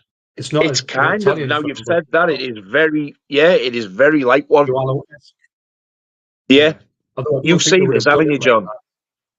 Yeah, I saw it a long time ago. Yeah, but I enjoyed it. Did you? I was going to say, did you enjoy it? I did. Yes, but I do want to get it back. It's another one that you think because it's not that over the top, not that gory. No, it's not. You think so why is it just, and if you got like a Blu-ray there in your hand, why is it just not migrated over here? Someone's not picked it up or something, you know? Because it's got to be easy enough. I don't know if it actually got passed over here after the video uncut, or whether it just says like some of them no UK re-release. I don't know. But for me, apart from those, what's the word I'm looking for? Like, it's not violence against women. It's like sort of tormenting them type of thing. So it's kind of, it's like sort of mental torture to women before they get killed. Apart from that, because it's not graphic, but apart from that, I don't know how it was pulled, unless it was that cover, because on the cover it says Terror Eyes, and you see this dirty great big knife held by the killer. And there's a woman with a cut on her face like that, like staring absolute terror as well. So it could be the artwork that did it. I don't know. Well, I would imagine so, because don't forget there was a lot of covers that did get the movies banned or the title. Yeah. And they hadn't even seen them, had they? And they wouldn't even, you think, my God, at least you could have actually looked at it.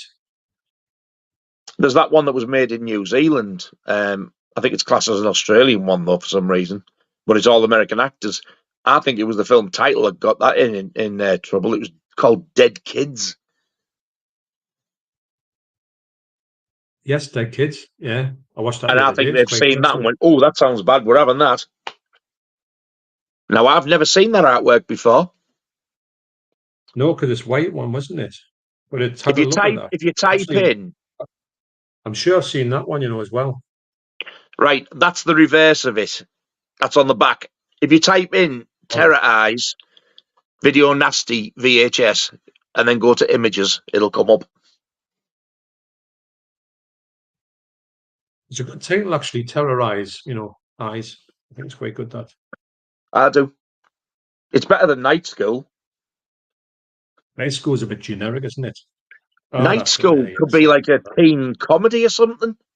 That's it. So yeah, you see why they would have looked at that one. The biker there was on the back of the sleeve, and the woman with the cut in the face with the knife was right on the front. And I think there's blood behind her as well. So, and I don't think the lettering helped. And Guild Home Video as well, man. Remember them? I know. Yeah, Guild. But yeah, I remember picking that cover up and going, "Good God, that looks terrifying." And then you look at the American cover. Look at that. It's not like it. I know both of them there. You've still got the cut on Rachel Ward's head there. But I'd never seen that one you showed before that one. No, but I've probably not in the video shop, but I have seen that cover somewhere before. I don't know where, but I'm quite familiar with it. I'm familiar with the other one with it, the biker, which I think is quite a good cover, actually. But you've seen it with the actual Terror Eyes title with that artwork, the Rachel Ward artwork. The white one. I've seen the white one. I used to have the white one on big box. But the one you showed before was like a sort of a longer version of that, and it was that writing, but it did say Terror Eyes. I'd never seen that one before. I think that looked like a poster. I've seen it before. Yeah, I don't know where, but I've definitely seen that before. It might have been a Video Nasties exhibition, possibly. Do you think? If it was, I didn't see that. I missed it, unless it was just on the internet. I would give this probably a 6. Well, from my memory, I would probably give it a 6.5. It's decent, and I don't want to get back and watch it. In that movie database, take this at 5.6. I think that's. And it is a decent company who actually made it. Do you remember them, Lorimer? Yeah, I do. Remember even better if it Focus. Lorimer. Was he not a footballer? That's Night School, or as we got it, Terror Eyes. But yeah, I would recommend that one if you can get hold of it.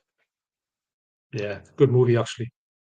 Walmart Studio. Tris says the end of Video Nasties, the era of Video Nasties was insane. Someone who lived on my road got arrested for owning Video Nasties and pirating them.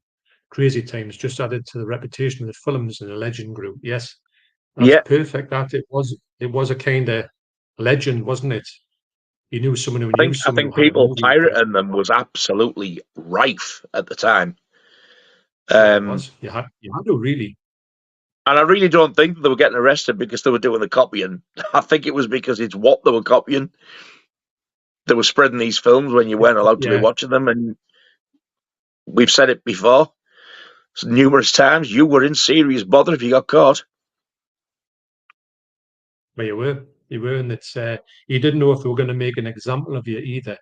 You know, you heard of people getting a book thrown at them, so it might have been you might got your wrist slapped, or it might have been the other one. It just depended where you were in the world. So you think there's no way you would chance your arm. You would just keep your head down, wouldn't you? Yeah.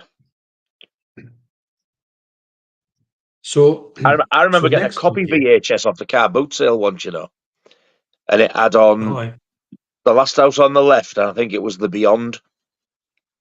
He offered me Last House on the Left with Snuff, and I didn't dare watch Snuff, thinking it was going to be really horrific. And I remember who I was with at the time. I bought it, and I went, "Well, right, get that in that bag quick. Do not let anybody see that." And this was like early 90s. Oh, no. I think it carried on in the 90s. I think you were still watching me back. Because I got Necromantic too, like I was saying, that was I was quite thinking, oh, am I going to get caught for this? There was also another one I think I picked up, which was frowned upon, Salo. I got Salo, and I was like, my God, please God, let no one find out about this. Didn't know anything about it. I've never even heard of that till relatively recently, last 2-3 years. I'd never heard of it. It's a really good, it's a really well made movie, but it's a hard one to watch because of most of the movie is kind of like sickening. Although the ending of it has got a great ending, and the people that this gang, this people who would own this house, is sort of I can't even describe what they're like. They're absolutely horrible. And one of the blokes, he just looks, the person he's portraying, you would think he was like that in real life. He's so weird looking. And yeah, I watch it, but I prefer the backstory to it than the actual movie itself. I watch it rarely, but it's got a brilliant Eureka, I think. It's on Criterion as well. Can you believe Criterion had put that one up? I think it was one of the first ones ever put. Didn't the director get killed after making it? Yeah, he's. I think he had a. I think it was a gay lover, but he.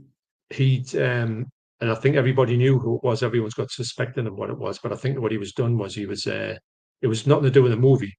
He was this. He had a whatever this person he picked up or whatever he did. There's alleged that someone's killed him and that beat him to death in a car park and then ran over him and squashed him. So yeah, he had a lot of enemies as well, but everybody reckons the story is that it was a spurned lover that finished him off.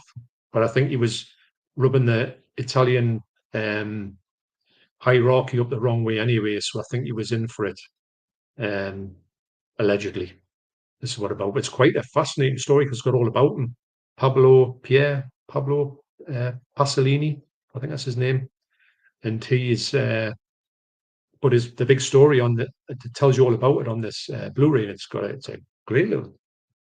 Oh, it's got like a documentary on about it. Yeah, it's got loads of stuff about the behind the stuff scenes. Is much better than the movie for me. Wow, I've watched it almost a couple of times, but it's not one I want to go back to that much because it's just intense. It's just all the time. This thing is happening all the time. It's not you don't get a break from it, but the ending's really good. I will say that. So we've got here, the next one is the Toolbox Murders from 1978, aka the Maniac Drill. And it's directed by Dennis Donnelly. It's the only movie he ever made. And Stephen King's a big fan. Is he? And it was going to get a sequel in 1986, but they didn't do it. However, Toby Hooper did the remake. Yeah.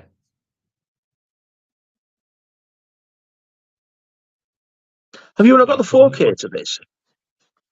Yeah, I was just showing me the Blu-ray, And also, yeah, I've got the 4K. I want that so bad, and with the slip. It's nice. It's 16mm, so it's not going to look amazing, but it's, tell you what, it's pretty good. It hasn't got reversible art, believe it or not. I don't think this does. It Embossing hasn't got art. reversible art, but it does have an image of the killer. Yeah. That's it. I think this is a really solid movie. I always have fun with. I've always liked this movie, but it's another one I watch, and I like it even more every time I watch it. Believe it or not, I've only watched this one once, but I really did enjoy it. I think because it was my first time watch, and again, I think I'm going to like this even more because I was like, oh, it's a bit slow, this. But it's got some quite sort of tense moments that you really do feel it for, like the women who he's like going after. Yeah, no, it's quite. It's like a movie or two. That's towards the beginning, that bit, isn't it? Yeah, it's more like a slasher at first, and then changes halfway through. That's right. I remember it being in like a sort of a. It's like a little, well, not a cul-de-sac. It's a bit bigger than that. But it's like all these. It's like these like flat-looking things, isn't it? Like apartments. Yeah, it's in like an apartment block, but not a block. I tell you what, it reminds us of. Do you remember Martin Luther King when he got assassinated? It was in a kind of one of these places, like these. Oh, was it? Kind of the way that these. Yeah, you know how it's like the flats are like that, aren't they? And then you get another block, and all the flats are like that. And there's That's like a balcony. Yeah. He got assassinated on the balcony at the corner. Got shot in the neck, didn't he? But that really reminds me of that whole thing. Obviously, as well, you know, Pulp Fiction. Yeah. You know, when what's it called? Bruce Willis is hiding from, or he's got that flat with that French girl, and they're hiding in this sort of complex. It looks a bit like that, doesn't it? That setup. That kind of thing, yeah. Yeah. And she is actually a porn actress. She is, isn't she? So I'm told. They wanted to have, you know, the young girl in it. They wanted her to do it, but she was far too young, and she refused, which I don't blame her. She was a child actress, actually. That one. Her there? Yeah, that's her. Yeah. Yeah.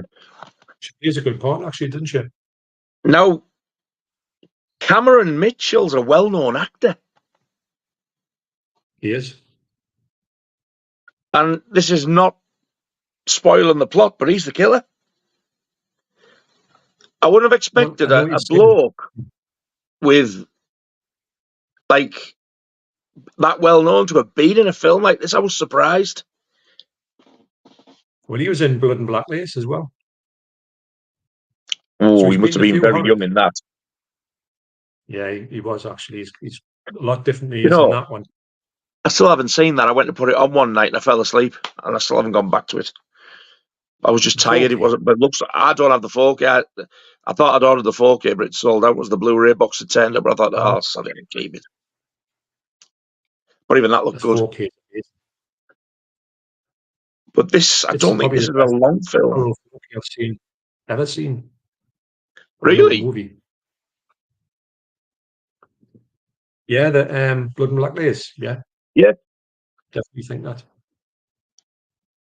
So this was 1978. I actually thought this was about 76. It's only 94 minutes. Oh,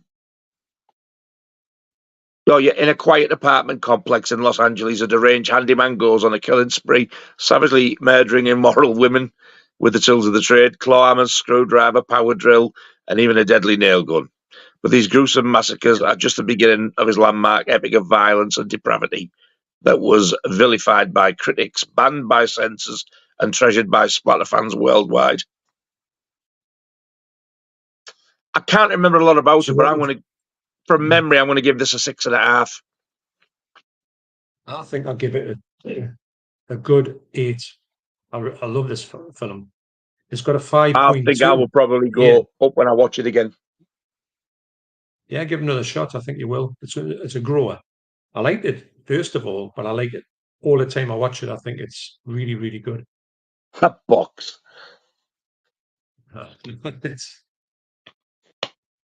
Yeah. I like. Did you ever see the remake, the Toby Hooper remake? No, I haven't seen it. No.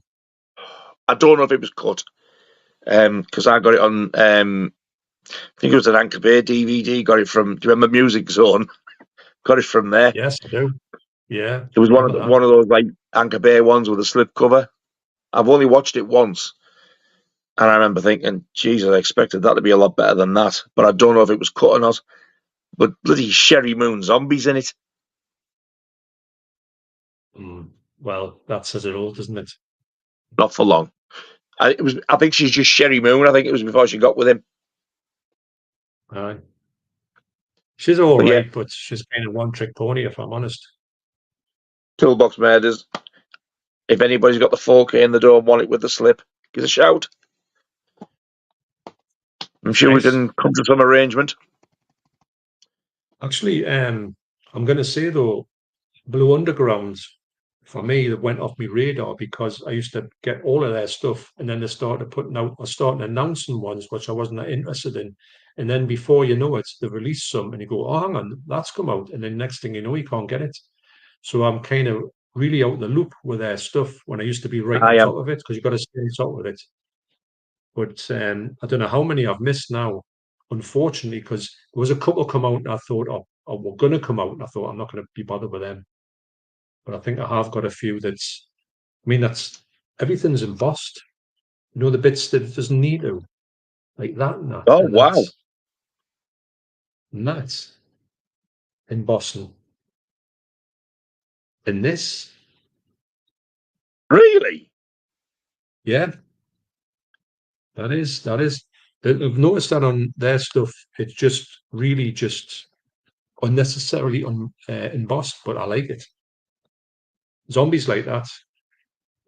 Was one of the ones that you were going to get?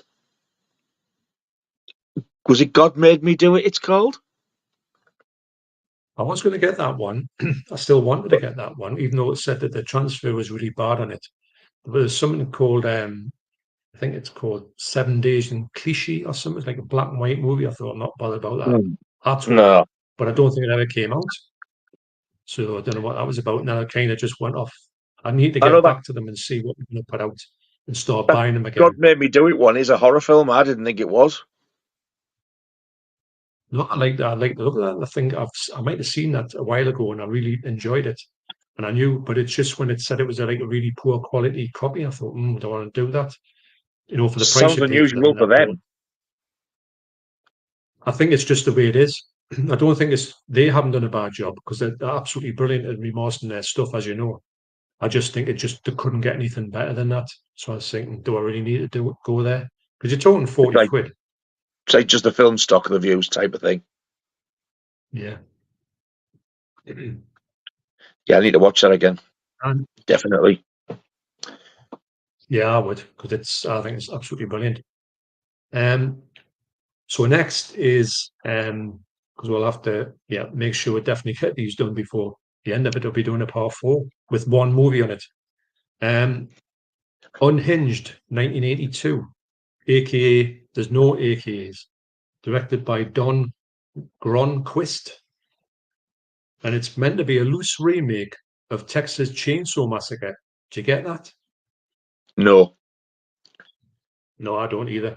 No, I don't. No. I thought this was a really good movie, actually. I did really enjoy it. Although it's slow.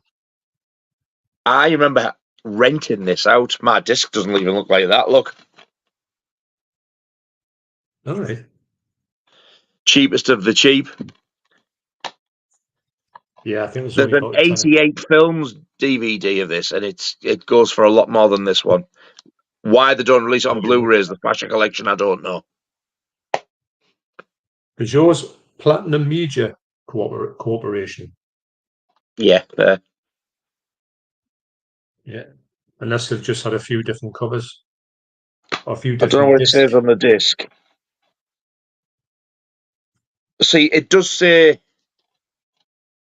You see the serial number there? It does say Platt DVD 5.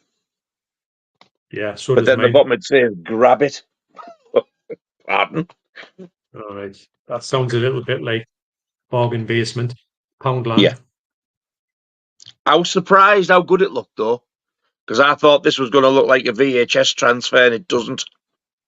Yeah, it does look a lot better than you think it would look. Yeah, I agree. I remember hiring this one out.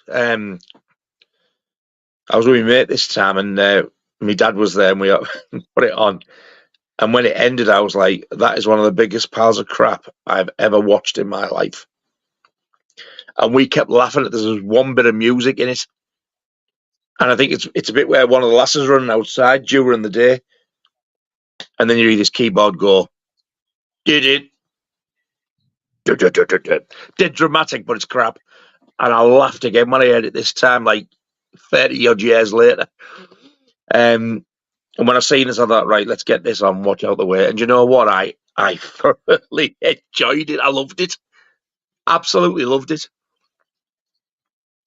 It's, to me, I thought this felt more, especially the beginning bit, more Last House on the Left than Texas Chainsaw Massacre, because these lasses are driving to a concert, and the car breaks down, and it's raining, and then somebody comes and picks them up and gives them a lift to the house or something, and there's that weird family living there. But I don't know what it was this time around. I enjoyed it, not even just a bit more, a hell of a lot more, because I've gone from hating it to really, really liking it, verging on loving it. I thought it was so good. The acting's not great, but what little bits of gore in it are really, really effective, actually. Yeah, I was thinking when I first put it on, I saw the car thing and the coming into this, I thought it'd be kind of a bit boring. I thought that was weird, setting it up to be just like something or nothing. But yeah, the more it went into it, I found myself to be thinking, this is a decent movie. And I think I would love to see an upgrade of it, because Yeah, I would. the 88 had a hold of it, I know they probably haven't got the rights to it anymore, but if they've actually tried it to get it first time around, there might be other people, if it's on their radar, it might be on a few more people's radars, because I think it's a movie that's got a good name about it as well. And Unhinged is that I'd heard about this one, when it came up as a video on Nasty, I wasn't surprised because I remember the title. And that is the actual original artwork as well from the Video Nasty sleeve. Yeah, that's right. I love that. I think that's great, isn't it? Nice the touch. Yeah. Yeah. I think as well, was it the company who released it on video were called Avatar, I think. And they were actually owned and released by CBS Fox. That surprised me. CBS Fox touching something like this. But the two really, really good gore bits, that's one there. It's like a sickle thing through the napper. And hair there. I thought that was really nasty. Yes, it was, wasn't it? And I love that front artwork, as cheesy as it looks. I just think it looks really good. I would like to think if they ever did it, I would like to keep this one on. Definitely I would. Reversible. Yeah, I wouldn't want to change it. And even the previously banned, stick that one on as well. If Severin or Vinegar Syndrome got hold of this, they would probably put new artwork, but I reckon they would do that as reversible. Yeah, I agree. I do think that it seems like a Vinegar Syndrome release, this one. It's got that feel about it. Low budget, but really watchable. There you go. Terry, Nancy, and Gloria, three pretty young college students, crash the car in a driving rainstorm on the way to a rock concert. Little do they realise that their troubles are just beginning. Waking up in a mysterious old Victorian mansion in the middle of nowhere, they find themselves cut off from the outside world. They're taken in by Marion Penrose, a middle-aged spinster, and their mother, Mrs. Penrose, a demented old woman with a pathological hatred for men. From here unfolds a violent tale of sexual repression, turning again and again to savagely, brutally as it hurls towards its paralyzing climax. Yeah. She does Very, hate very men, low mind, doesn't budget, she? but for me, the gore looked really convincing. So what would you rate that one? I think I would give this a 6.5. Yeah, I'll go 7 on that one. It's surprisingly good. It's Yeah, got it is. 4.9 on here. I think that's far too low, that. What do they know? They're always harsh on these. No, nothing. But yeah, if you can get out of that on DVD, get it, because there's no sign of it being re-released as yet. And at least if you get it, you've got it to watch. But I mean, track down this one. It's uncut, and it's not going to break the bank for you. And don't go for the 88 one, because I think you're not getting much more for you. A lot more money, and it's a DVD. No. I bet you, as soon as you buy that expensive DVD, it'll come out on Blu-ray. So I would not risk that at all. I mean, this was released in 2004, and that is the year that the BBFC passed it uncut. So I think this was actually the first release that it got post Video Nasty Age. So no worries there. This is uncut. Am I right in thinking that, you know how sometimes 88 release these slasher collection ones, but sometimes they release them on DVD only? And is this one of them? Yes. Done a DVD version of it on the slasher collection, but yeah, it never went. It does say slasher collection, which is why I think people probably try and get that one. It's a shame as well. it didn't get the Blu-ray, but Killer Workout. That's on DVD, and you can't get it for love nor money. What's that? Killer Workout on 88, but it never got Killer through Workout. to. I think it's something like that, but it's definitely a DVD only one, and it wasn't up to the, because I've got all the Blu-rays, and it's not part of the Blu-ray thing. Although I wouldn't put a DVD in the middle of it. Look a bit weird, but it's got the same really number. Annoying when they do that, though, isn't it? Well, yeah. So say, like, I don't know, say number 12 is say Nightmares of Damaged Brain, but they would have put Unhinged as number 12 as well, which is it's really odd how they did that. But I know. I think it lasted literally 5 minutes. So, well, I'm hoping that they'll do a slasher collection Blu-ray of it. I hope they do. Yeah. But yeah, I would recommend watching that one, Unhinged, definitely. Yes, definitely. So next up is Visiting Hours, 1982, aka Horror Hospital, and director is Jean-Claude Van Damme. He's called Jean-Claude Lord, and it's this one. It's the first Nasty ever to be shown on TV after the Nasties. It was shown in 1989, fully uncut on ITV, and they got fined when they showed it. ITV got fined for showing it. Can you believe it? No way. I read that. I wrote that down. I was like, Christ, that's someone else. That's 1989. That's way. It still shows you. It wasn't until like the mid 90s where this sort of went. Yeah. Oh yeah. I'm trying to keep that other one because it's one of those double feature ones. This. It's got Bad Dreams on with Jennifer Rubin. Oh, it's Scream Factory. Scream Factory. This is Final Cut. Yeah. I wouldn't mind that one because that's the Video Nasty artwork that you've got. This isn't. Yeah, I like that one. I do. The skull. Yeah, that's the American one. It's got nothing to do with the movie, though. Oh, actually, hang on. No, it's on the trailer because Keith was on about it. He said when he saw the trailer for this, he said, "I have got to see that." He said, "Because I want to see that." He went, "It's not even in it." Oh, yeah, bloody hell! I didn't even know that was there. That's a good double cover, isn't it? Oh, look at this one. This is weird. I like that one that you've got. Oh yeah. Bad Dreams isn't a bad film. Quite good. I have to turn that round though. Oh, Do I keep it like that, or do I do this?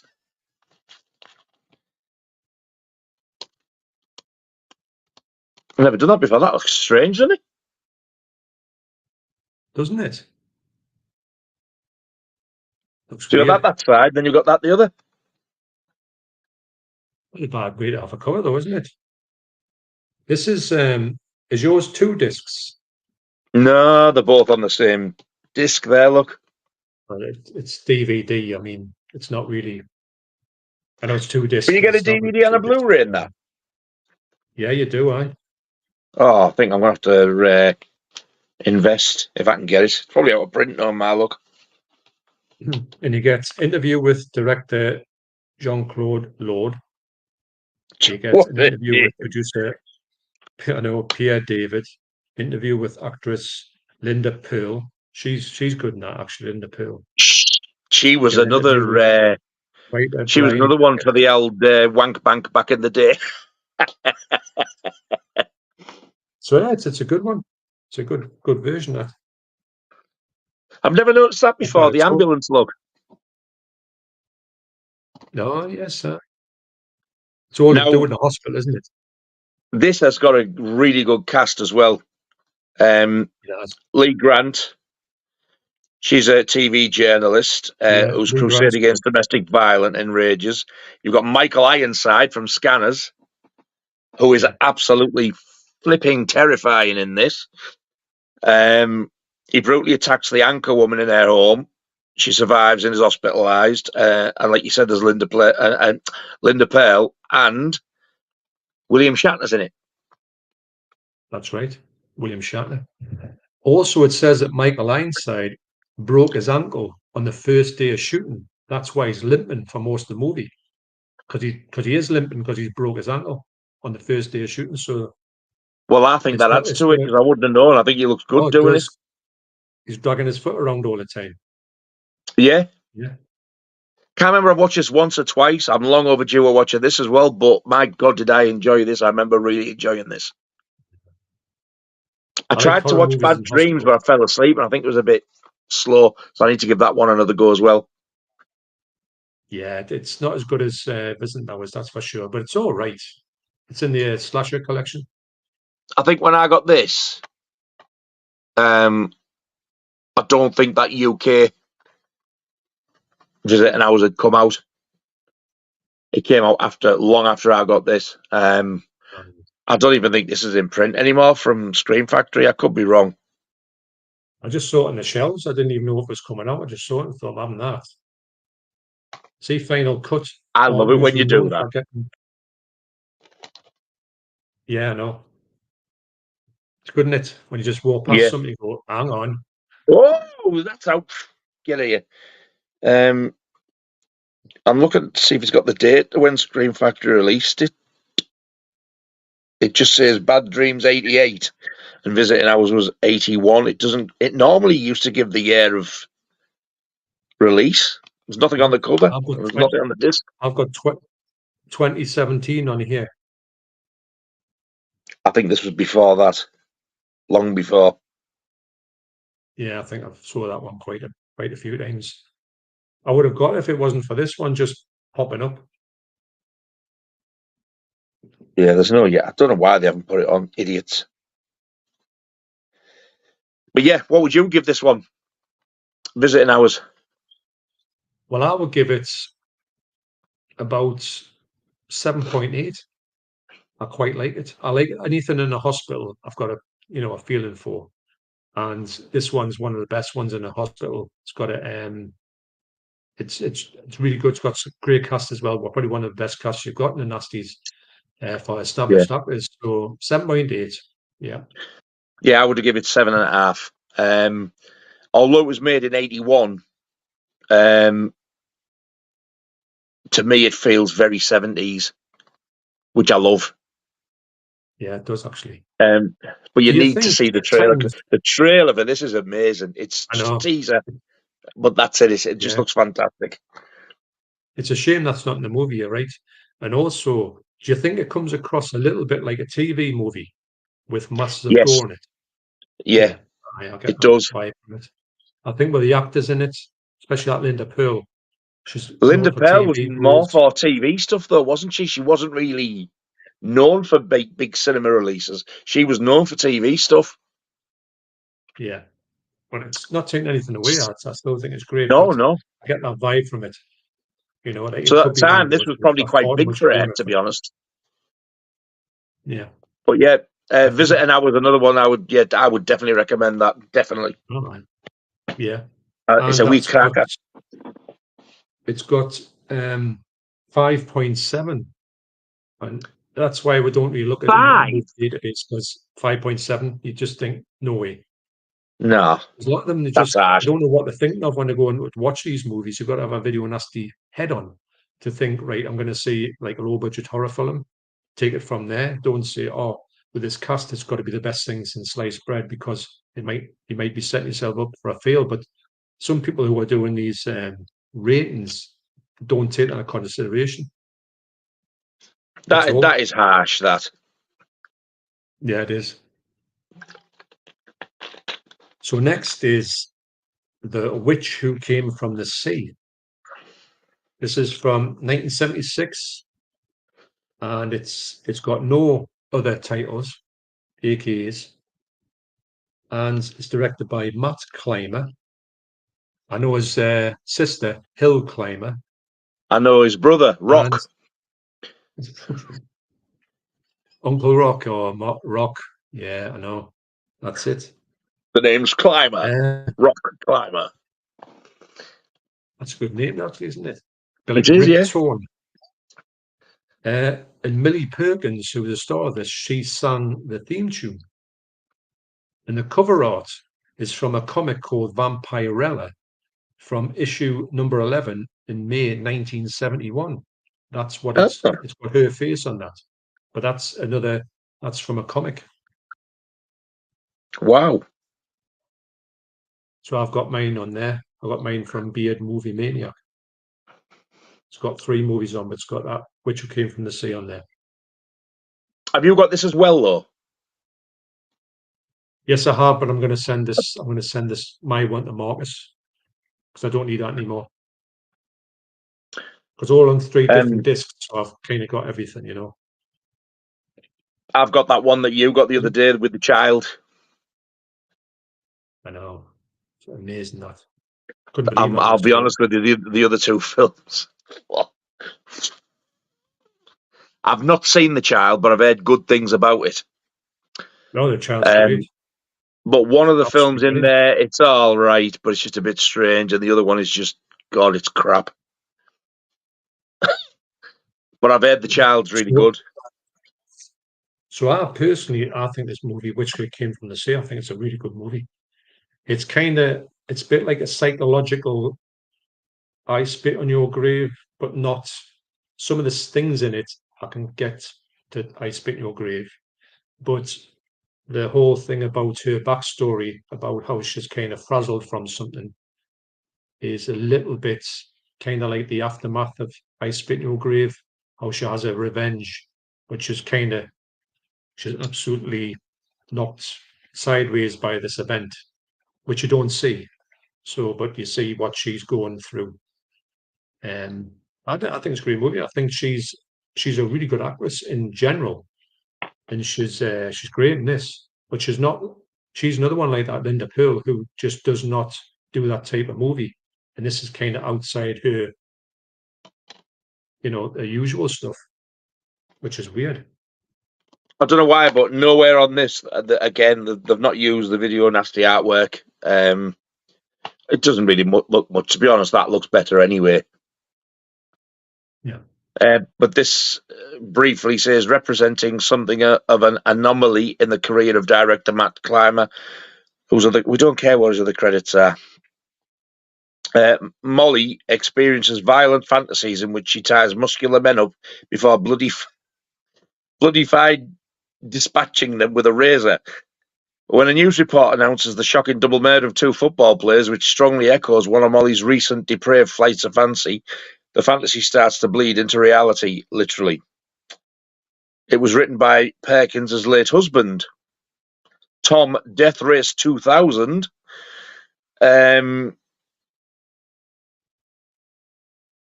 Oh, Robert Tom, Death Race 2000. The Witch Who Came from the Sea featured early cinematography from DOP Dean Cundy.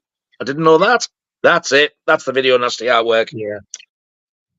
Who would go on to expand his genre credentials with his work on Escape from New York and The Thing. I hate this film. But I've only watched it once. That's why I'm reserving judgment. I know you didn't like it, and I've seen it twice, and it's another one where I do like it even more when I see it. I do understand how people couldn't like it because there's not a great deal of things happening.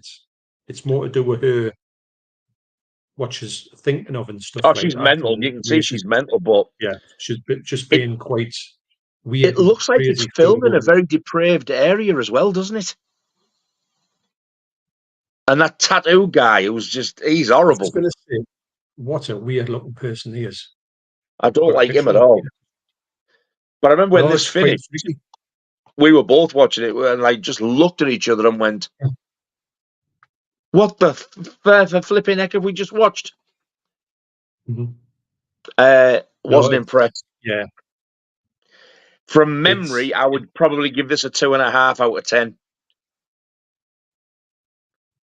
2.5. But like you say, I do need to rewatch it, and fingers crossed. It's got 5.7 on here. 5.7. I'll give it a 7. It's very generous. Would you really give it that high? Yeah, I enjoyed it the first time round. I heard bad things about it, and I liked it better the second time around. So, yeah, wow. I'll give it a 7. Well, there you go, boys and girls. I'm pretty sure that this one is still available as well, so you should be able to get this relatively easy. And you can get this as well. I'm pretty sure this is still around. If you can't get this, you can get that set. But if you just want the one film, then I'm sure you can still get it, John. I'm sure of it. This was one of the hardest ones to get, wasn't it? I was so surprised when I heard this coming out. I was like, what? That's coming out? Because you never even heard anybody I never knew anybody who had saw it back in the day. No. To be honest, I don't even remember seeing it. You know, I don't remember seeing it in the video shop, but when I saw the video nasty artwork, I thought that does look vaguely familiar. But if you read that and looked at the cover, you wouldn't even think it was supposed to be any form of a horror film. It just didn't look like it. No, it doesn't. It's not really a horror film. Do you think of it as a horror film? I don't. No, it doesn't feel like one. No. A psychological drama of this woman just losing the marbles. I can't even say it's a thriller. Yeah, it's like that's actually a good description. That psychological drama. Yeah, I'd go with that. Yeah. I think because they're all video nasty, you assume they're all horror, but this isn't. Fight for Your Life definitely isn't. No. I don't think Act is. No, you're right. It's more like a bit like a crime drama, that isn't it? Yeah. And it's got just people are running from the police. And it's quite sad. The bit in the house with Lisa and the granddad and that, it's like you really do feel for them. And it should never have been bad. I'm glad it was, or I wouldn't have seen it. Do you get slight Pearl vibes from that between her and her dad? Yeah, actually, definitely. Yeah. I wonder if Ty West watched it. Maybe. I mean, it's well known. It's not as if nobody knows that action movie, but it's such a good little film. I would love to see. Do you know when I watched it? I'm sure I thought that. I'm sure I was watching, thinking, I remember something like this happening in Axe. I'm sure I did. It looked all too familiar. But yeah, it's very. I mean, they've done it. It's different in its tone, but it's obviously got that whole her looking after a dad who can't speak and type of thing. So we'll have to when we see Ty, we'll ask him. Yeah, I think he said he's going to meet up with us in Starbucks next time we're up there. But yes, 2.5 for me, but I will reserve judgment one of those until I've seen it again. Well, I'll definitely go for 7 on that, and I do think you'll like it better the second time round. And I've got a quick one here from Brian. Nigel, do you know an 80s band called Rothschild? I know the singer. I've definitely heard of I've them. heard of them. I've heard of them because I think didn't the singer used to have like really mad blonde, spiky Right, yeah. 80s? Yeah, I do remember that. I've never heard any of the stuff, but I remember seeing them. Yeah, wow. So actually, Flaherty 46 says Bone Tomahawk would definitely get in the list. Have you seen that one? Yes, it would. It would. Yeah, couldn't believe the ending of that. I think the Green Inferno would as well. I seen your video the other day about that. I think you should give it a go.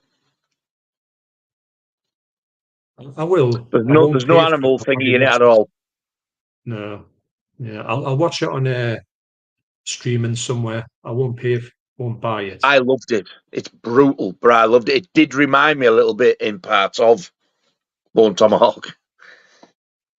Well, George says The Sadness will got banned, and I know I've heard a lot of people talk about that. A lot of people keep telling me to watch that, and I just really don't fancy it. I like movies like that. Dust Devil says, "Hi, John Nigel. I think you guys are doing a sterling job." Well, thanks very much. Cheers, mate. Thanks very much. We've got 15 minutes left, so we're going to crack on with these last two titles. Sorry to make it only. No, he died there again. You know, when Matthew came in, there's a Debs coming in, rampaging through the house. I'm going to put rampaging. Yeah. Oh, look! I tell you what, look at this. Are you having a good rampage? You didn't know you were live then. That's it. You're live. So don't swear. I know what you're like. No, honestly, I'm going to some there's just stuff on that door because when he come through there and he died as well. Oil. That's it. Oh.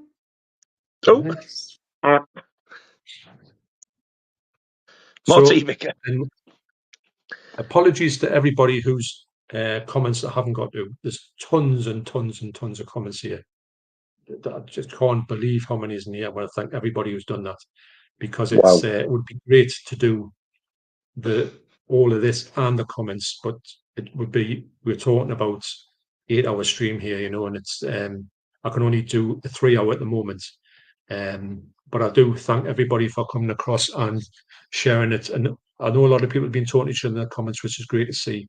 Had some great comments in this, and just want to say, you know, apologies for not getting through everybody, but we do want to get these last two talked about. So the next one is the one I haven't got, but I have seen and didn't care for it whatsoever. I would say this is my least favorite video nasty. Women Behind Bars, directed by Jess Franco again. There you go, Jess, another one. 1975, aka Hell Diamonds.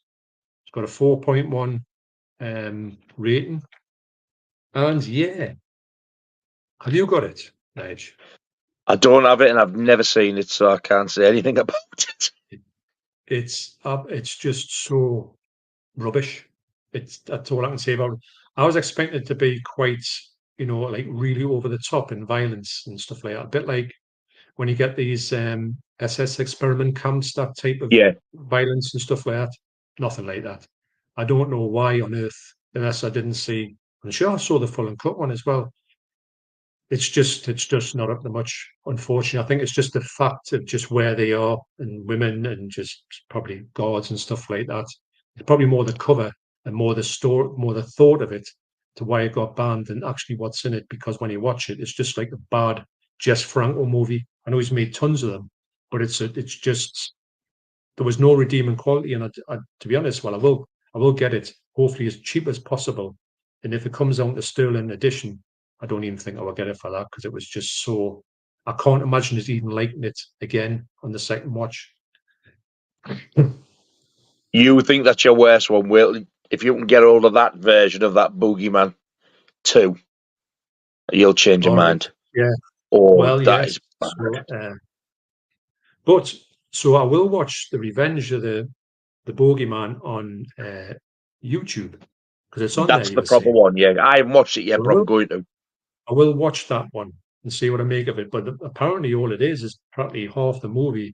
But they were saying there's another one. I think there's a third one, which has apparently got practically more flashbacks of the first one than even the Revenge of the Boogeyman has got. Which sounds. Then you've got the other one you've got. So that's kind of like the fourth one. But that other one's got 1.2 on the Internet Movie Database levels. What, that one that I've got? No, there's another one that's even worse than that, apparently. So there you go. Can you believe it? Why? How can such a bad film get 4 different versions?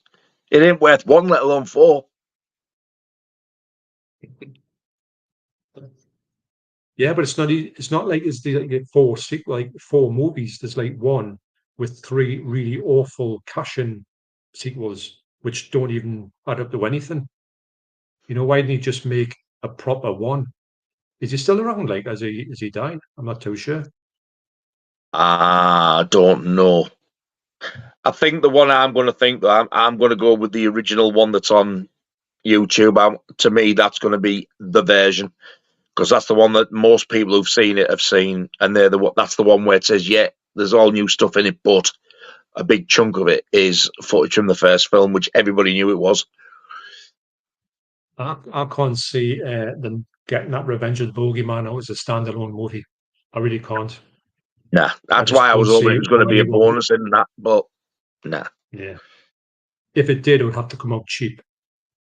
Nobody would pay big bucks for that.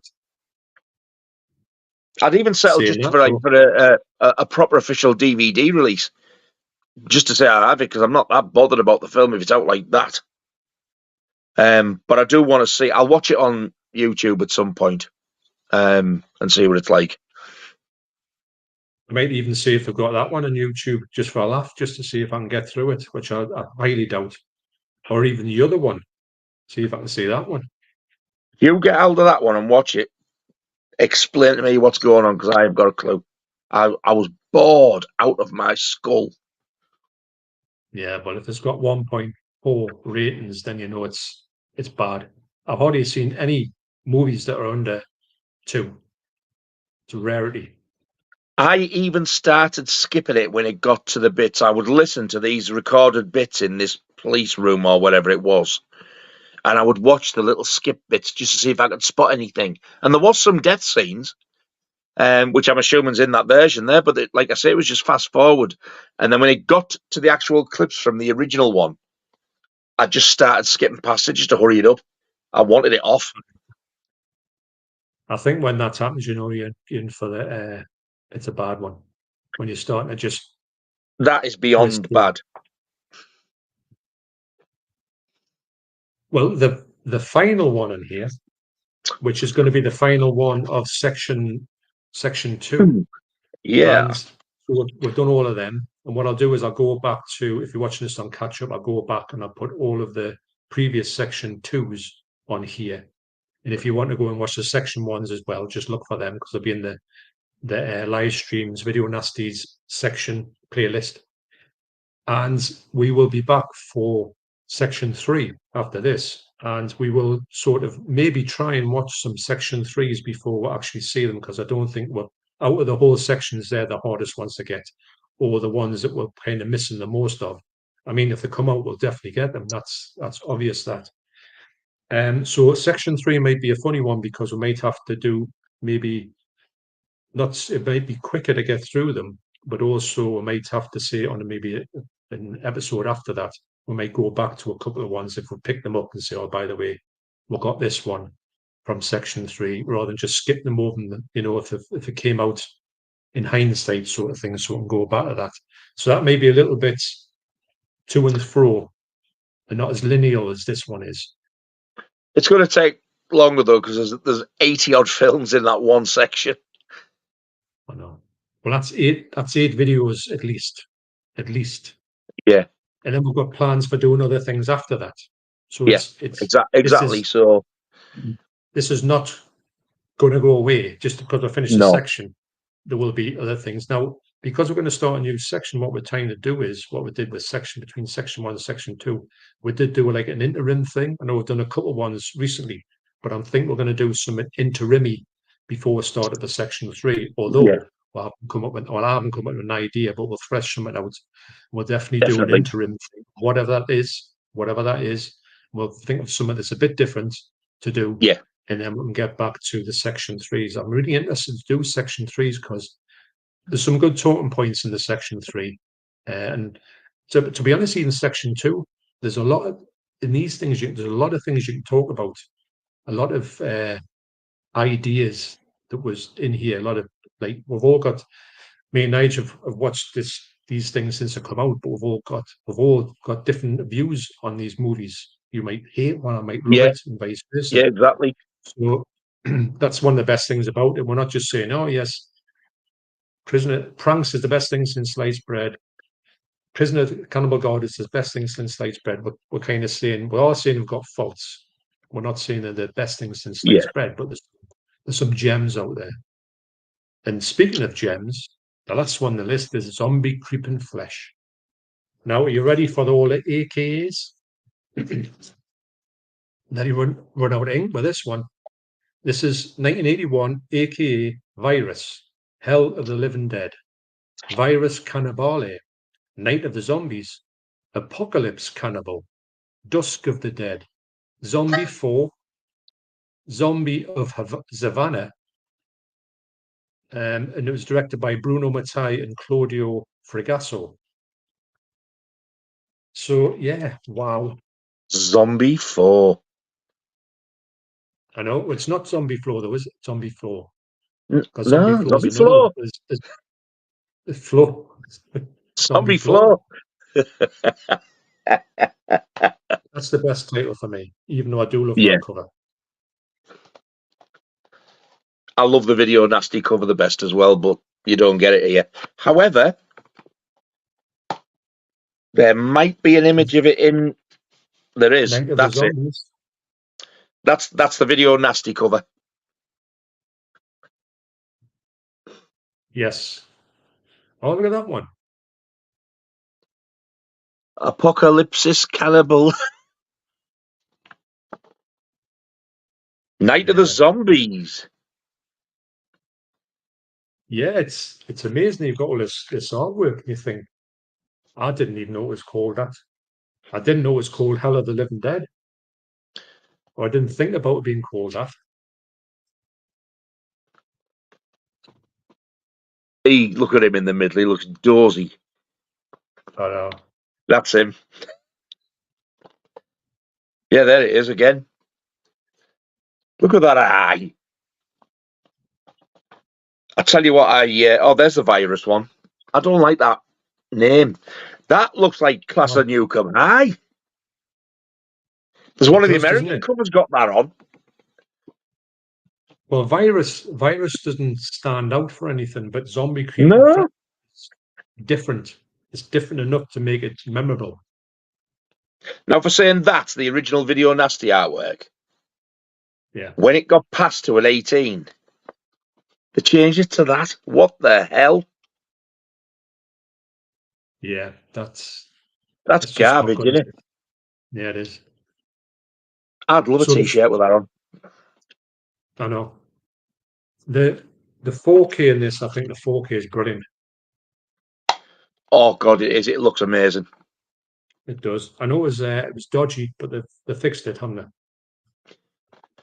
Yeah, they did a disc replacement, which I always keep mine. Do you? Yes, I do. Yeah, I keep them. I don't know why, but I do. I've never given any. I actually bought this. I got this dirt cheap, and that came with it. They sent the lot together. I got it. I think it was 15 quid. Oh yeah, remember saying. And I did the same with House on the Edge of the Park. Yeah. But I had to buy that and that separately. But I got that like for a few quid, so I paid about between 25 and 30, I think, which is what it was new. Or at least I've got the slip and the original version. But yeah, I love this film. So do I. It's one of the biggest rip-offs ever, though. It rip-offs Dawn of the Dead. It even uses the music. I know. It's got that weird Mondo footage in it as well. Of that, apparently was from a movie that was filmed in 1974. You know, when you see them sort of eating that, it looks like they're eating that person. Remember, they've got the bloke. It's like, and that's real. Yeah, it's real Mondo footage from 1974. And the kind of there's maggots in it, and the kind of eating all the maggots. Remember that bit? But I remember it's seeing real. something thinking, that can't be real. It looks it, but it can't be. So that's what it is. I think I've watched this Yeah, twice since I got it, you know. is it that bit there? Not that bit there. That bit. Well, it's Oh, around I the remember same that, time yeah. as that bit. It's around about the same time in that, but you see them sort of like carrying them around in this like village. But that's definitely real because it's definitely Mondo footage. And I remember seeing it and thinking, because it was never, I think this was shown uncut on like the horror channel, and I thought, but they put the Mondo stuff in it, which I thought they would never show on TV. But yeah, you get a lot. It's so funny, this movie, isn't it? He looks like the beginning zombie in Dawn of the Dead, you know, the one who turns on his wife. Yes, he does, Looks doesn't like he? that and acts like that in the film as well. One of my favourite ones in this entire film is the kid. Yeah, I know. I've never seen a kid so young act like as well as him. He's not annoying like some kids in films, Oh Babadook. yeah. And he is Oh, just so funny. he is, He isn't just he? looks so harmless. He's no, it's just some great characters in here, and do think of it more like a comedy.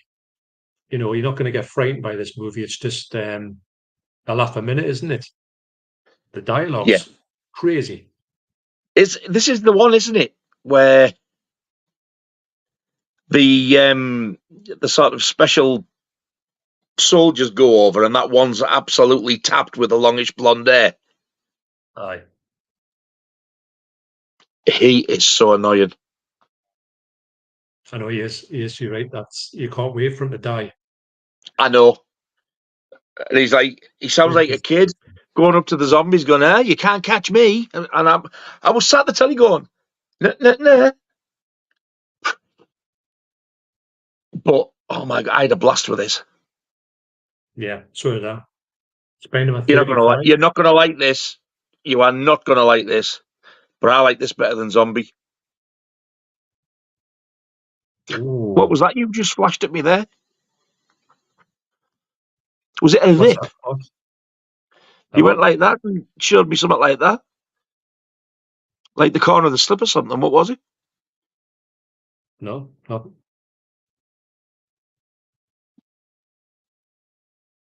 I thought you were showing me something damaged. No, no. You'll have to watch it back and catch up. No, nothing. Not more a zombie. No, come on. It's good. I like it. It's one of my favorite zombie films, but zombie flesh eaters. Oh, come on. This is faster paced and more enjoyable. It's funny. It's funny. That's got to be It is. Graham Humphreys. Look at them trees. I think it is. It's got to be. That's got his name all over it. Yes, Graham Humphreys. It's him. I thought so. Well spotted. Yeah, it's got to be, hasn't it? Definitely him. Yeah, it's just his style. I wish they'd have done a different image for the Zombie Creeping Flesh title, though. I didn't realise it was the same artwork, because I don't want to turn it over because of that title. Yeah, Virus is the other one. If you could have got that should have been the reversible for me, that'd be brilliant. Yeah. But to be fair to them, at least you do get an image of it on the booklet, so that at least you do get it. So Dust Devil says, "Take care, guys. I'm jamming a bit. Nige. Get in touch. You can have mine night." I'm jamming in a bit. Get in touch. You can have mine. Huh? You can have mine night. Do you know who Dust Have Devil your is? what? Is he a friend of yours? Dust Devil. I've heard the name. Dust Devil. I'll have a look. Let's see. Get in touch. You can have mine night. Unless he's saying night. Like Good Night. I'll just have a look back through. There's loads of so many comments here. No, I can't see anything. What that would mean. Take care, guys. I'm jamming in a bit. Nige, get in touch. You can have mine. Night. That's what it sounds like, but have his what? He can have his knight. Knight takes bishop to pawn. He doesn't mean his slipcover for zombie. Nah. Well, this is a cliffhanger, isn't it? To leave on. I hate it when I can't think of who it is. It's that name, Dust Devil. EMF says, can't wait for section 3, lads. Well, I'm No. going to say that that there will be another Video Nasties live stream, which won't be section 3, and then there will be section 3. What that interim Video Nasties is, me and Nigel have to I'll tell you what we'll do, Nigel. We'll do what we normally do. This is exclusive for you. We'll meet up. We'll go to Costa Coffee. And our table. Nigel will get our table. Make sure we'll kick the people off and say, "Oh, get out them seats." But the only thing is, though, I've got to tell you that they've said that they're not going to have any more cinnamon swirls there, Nigel. They've taken off the menu, so you'll have to pick someone else. They've got some lovely little coins for 50 pence, chocolate coins, which are much nicer, they say. Can you use them to buy some subs with, though? So, Can you use the last one chocolate that come in, this says, yeah, I know, this says, hey, this is you two, the ones who buy all the subs coming in. Says, oh, that's us, yeah. They're going to be thinking, have you gone round the bloody twist? Right. The last time I met up with John, we went into the cafe and he said, what do you want? I went, oh, I'll get these. He went, no, you're all right. I'll get them. I went, do you want out to eat? I said, well, you have it out. So he got a cake. I said, I'll have a cinnamon swirl.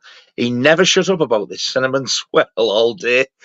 He's got, see how much that was? Bloody hell. He said, don't think I can go to HMV now, or whatever he was saying. And he went, oh, I've had a message off Deborah.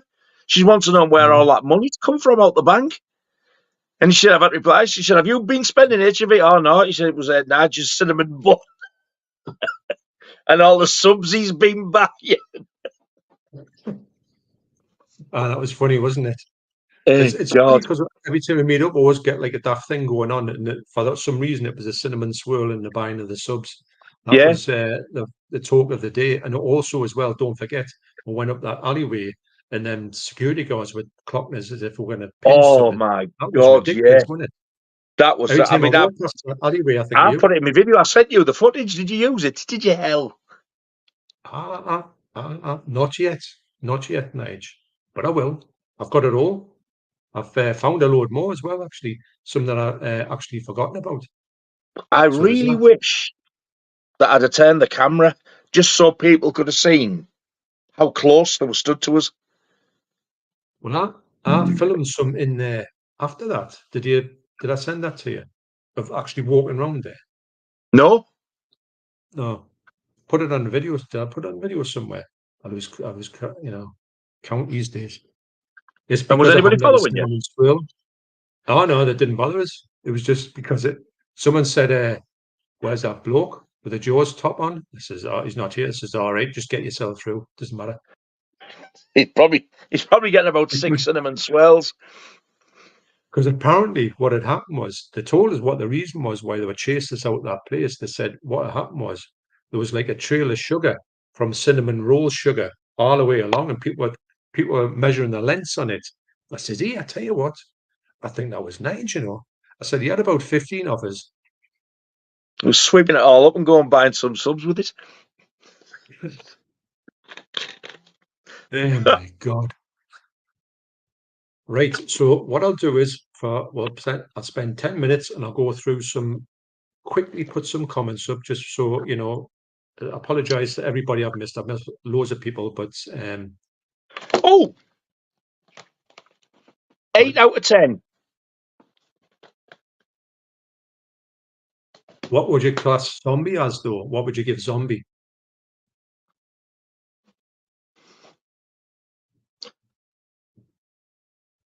Seven. Really? Well, I would say definitely 8 out of 10 for that. But Zombie for me is 10 out of 10, as you know. Yeah. Right, I'll go down this and see if I can get some comments jump out of this. It's going to be a few weeks before we do the first Section 3 one, because I'm hoping to have a couple more by then. One being that one that you mentioned earlier on, the Prisoner of the Cannibal God. I'm hoping to have that by then so I can talk about it. Because I think up to now, I think it's... Oh no, we've already talked about that one. Anyway, the first two on Section 3, I think it is, I don't have either of them. So that'll be... I don't like it when you miss two, because you feel like... Yeah. But they're not the easiest to get. As more as you can. No, they're not.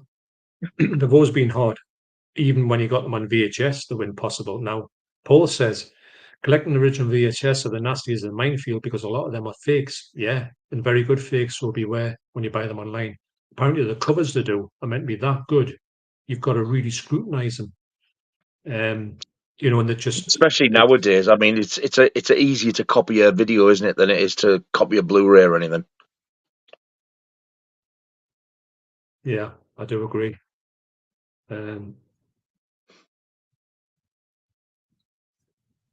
Sam's getting ordered a few VHS tapes, one of which came in the post today, which was Elm Street 2, Freddy's Revenge, the Warner Brothers release. Yeah, I used to have that one. I like... now, is it the Warner Brothers release with that awful grey skull bit round it? Or is it all just the square with all that lovely Graham Humphreys artwork? Because that's the one I used to have. And I absolutely love that artwork. Yeah, I used to have that one as well. I would love that one back, or even better still, the big box X rental. Yeah. But I liked Nightmare on Elm Street 2. It's a great movie. I love it. Absolutely love it. Always have done. It's in the Blu-rays. Saw an interview with Graham Bright where the main thing he was proud of was getting a bill through Parliament. Didn't care about anything else, I think. Well, that's him all over. That is absolutely true. Andy Foley, geez, Franco done Cannibal Terror. Yeah, he did, didn't he? That's did he know? I think he did. Cannibal Terror has got about 3 different names. I don't think it was him. I thought it was. It's got 2 names on it, and all of them are like denying having any knowledge to have anything to do with it. It's that one. It's that one. It's so cool. It could be Joe D'Amato. If it weren't for Cannibal Terror. That film is... I'm not surprised it's shit. But it says on here, it is so funny in parts. Oh, I love it. Alain Durrell as A.W. Steve. Directed. That's right. Obviously, yeah. Olivier Mathot, uncredited, and Julio Perez Taberno, uncredited. But I'm sure I have heard that rumour that Andy's posted there, that I have heard that there was a rumour going around that it was actually Jess Franco.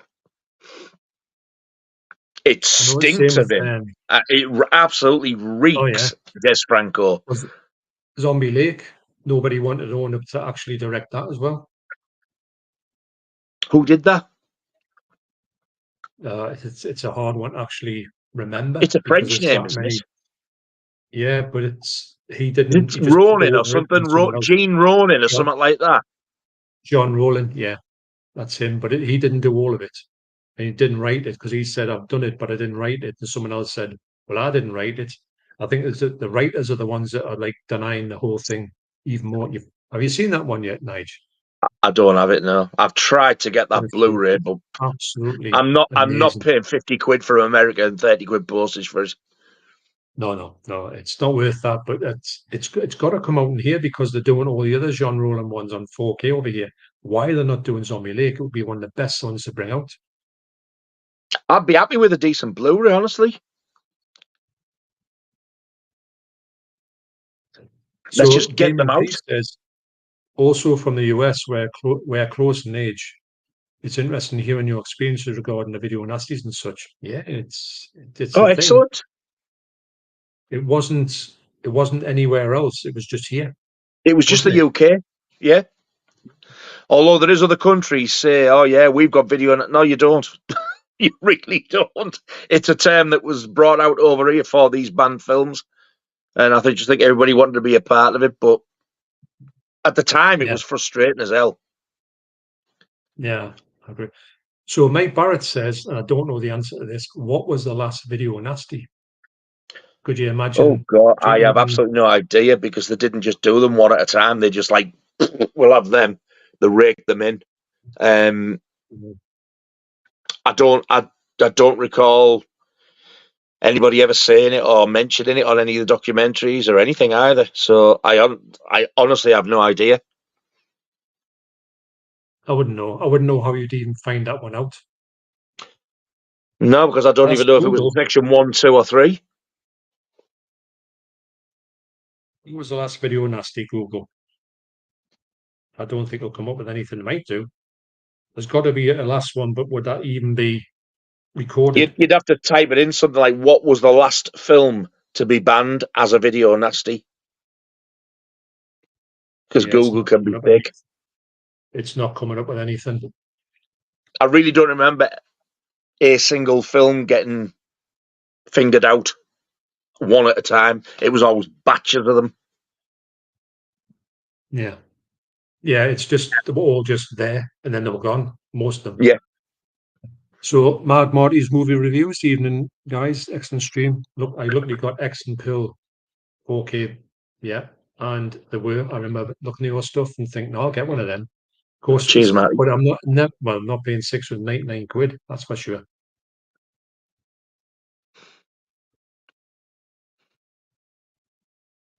So Delboy says prices are crazy. I got X and Pill both on Steelbook after a recommendation from Nigel back in November/December, and they were both £34.99 each. That's reasonable. I would imagine it was better than £699. That's for sure, isn't it? The thing is, there were German releases, weren't there? There were. Paul says the 25th no, thanks. I'll stick with my US Blu-rays. That's what you were saying before, wasn't it? Yeah, 25th. That's right. Yeah. Do you remember that box set, John, that had Night, Dawn, and Day, and on the front cover of the box, it actually had the Dawn of the Dead poster. Did you ever see this? It was Anchor Bay, I think. You took it out and it folded out like a digipack, and all the discs and that thing that folded out was the Dawn of the Dead quad art, like all the blue zombie faces. Day of the Dead.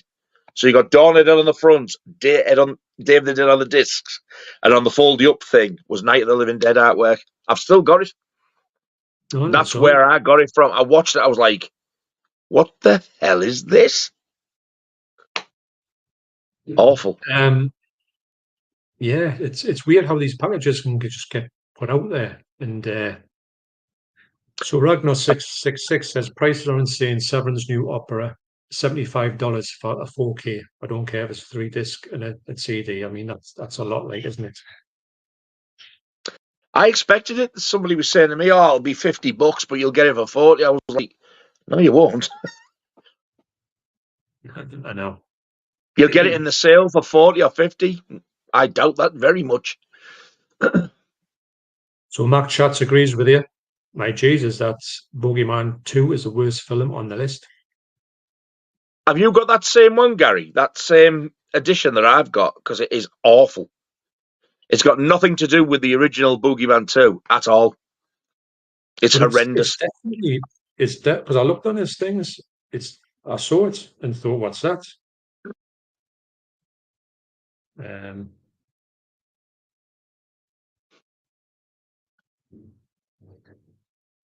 Right, I'll get his thing up. Uli Lommel, who has died in has he? Yeah. I think it was recently, actually, when I put the thing of it. Well, 2017, age 72. And let's see what this amazing Boogeyman was of his. He's acted in a load of stuff as well, weirdly enough. I've never ever seen him. 94 films. May just be put like bit parts, but yeah. Trying to scroll through all of that. He directed 64 films, so he's more an actor than a director. Can you believe that? Right, where's this? I love the original Boogeyman. Oh, it's great, isn't it? I love it. I didn't know somebody could make such a bad film. I have no idea what he was thinking of. Boogeyman Reincarnation, which is 2016.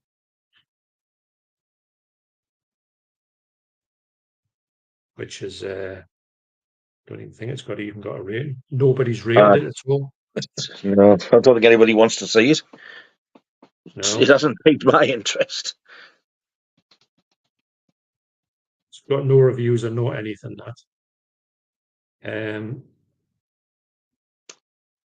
there's, I'm sure there's more.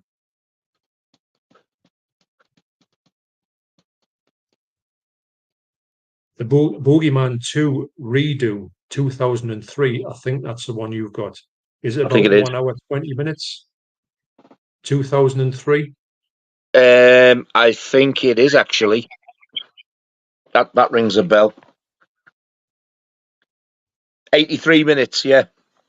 Yeah. Film director Mickey Lombard is questioned by the authorities for murders of several people. 1.6. So I think that's the one you've got. It says here in this outrageous sequel to the 1980, it really isn't. I mean, those shots there are from the second Boogeyman film. Look at the pitchfork through that neck, and there's the actress when she's a bit older. None of that is in this. Brilliant. There's none of it. Return of the Boogeyman, 1994, 1 hour 16 minutes, and it's 1.4, and that seems just equally as bad. So there's a few of them out there if you want to collect them. I'll pass them.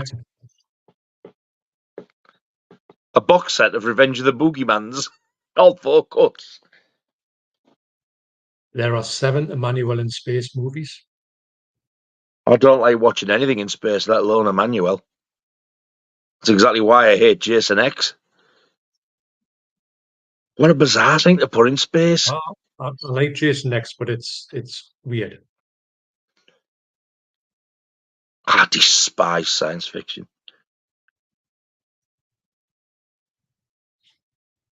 This is a good one here. Craig Steelyard, Movies and Games. I reckon Night Train Murders would make a good 4K release from 88 films. I agree. Good call. I agree. Oh, got Pete here. Hey, John Knight. Hope you're both well. Pete, my friend, how you doing? I know. Did you guys hear they're remaking Possession with Robert Pattinson? Wow. Yeah, I heard. I'm not impressed. Why? You do not think you could put it? I think he's a good actor, you know. Much better than I thought he was. I can't. I just look at him and see Twilight. Twilight and the late Harry Potter film. Leave it alone. How can you remake that? I haven't seen it for a long time. I didn't like when I first saw it. I liked it straight away. I loved it. I thought what a cracking film. Different, very different. And I thought I was going to hate it. It was one of the most dreaded Nasties for me to watch, because I thought, let's get this out of the way because I am going to hate this. And I loved it. I thought cracking film. So I don't want to go back to it.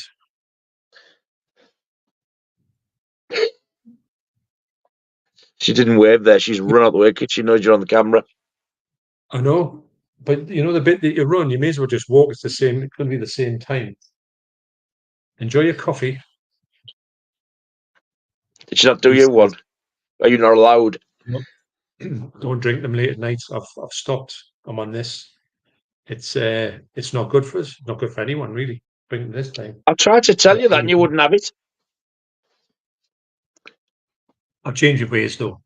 You see, it reminds me of the time when I was in the Costa Coffee with I remember this bloke, he ordered, I don't know, 14, 15 cinnamon swirls. Not cinnamon swirls, would it by any chance? Yeah. Like that, and I thought, and I remember saying to Deborah, I said, I haven't got enough money to actually get home. Me petrol, I can't put any petrol in my car now, but, it doesn't matter, does it? And I lent him some money to buy some subs as well. I've got a comment here from Hulk, 9768. John, I've got a copy of the Ibon Fulci Comics graphic novel of Zombie. If you're interested, I can send it to you. Wow. Have you seen them, Nige? Have you seen them? I've heard of it. Yeah, I've heard of it. Absolutely amazing. Actually, Hulk, I would say that is incredible. Yes, please. Yes, I've seen them, but it's not my channel, so he's talking to you. You get everything. No, that's amazing, and I have looked at them before, and I do know that with Zombie, just the artwork in Zombie, that Zombie Comics is amazing. So that's great. So I really, that's took me breath away. That is very generous. It is, isn't it? A lot of generosity on here, isn't it, Nige? Yeah, there is. Agree with that one. Absolutely. So Milk Shots has said this. What about this one? This is a good comment to read out. Cameron Mitchell was a Bobber Job actor. He even turned up in a hardcore Scooby-Doo.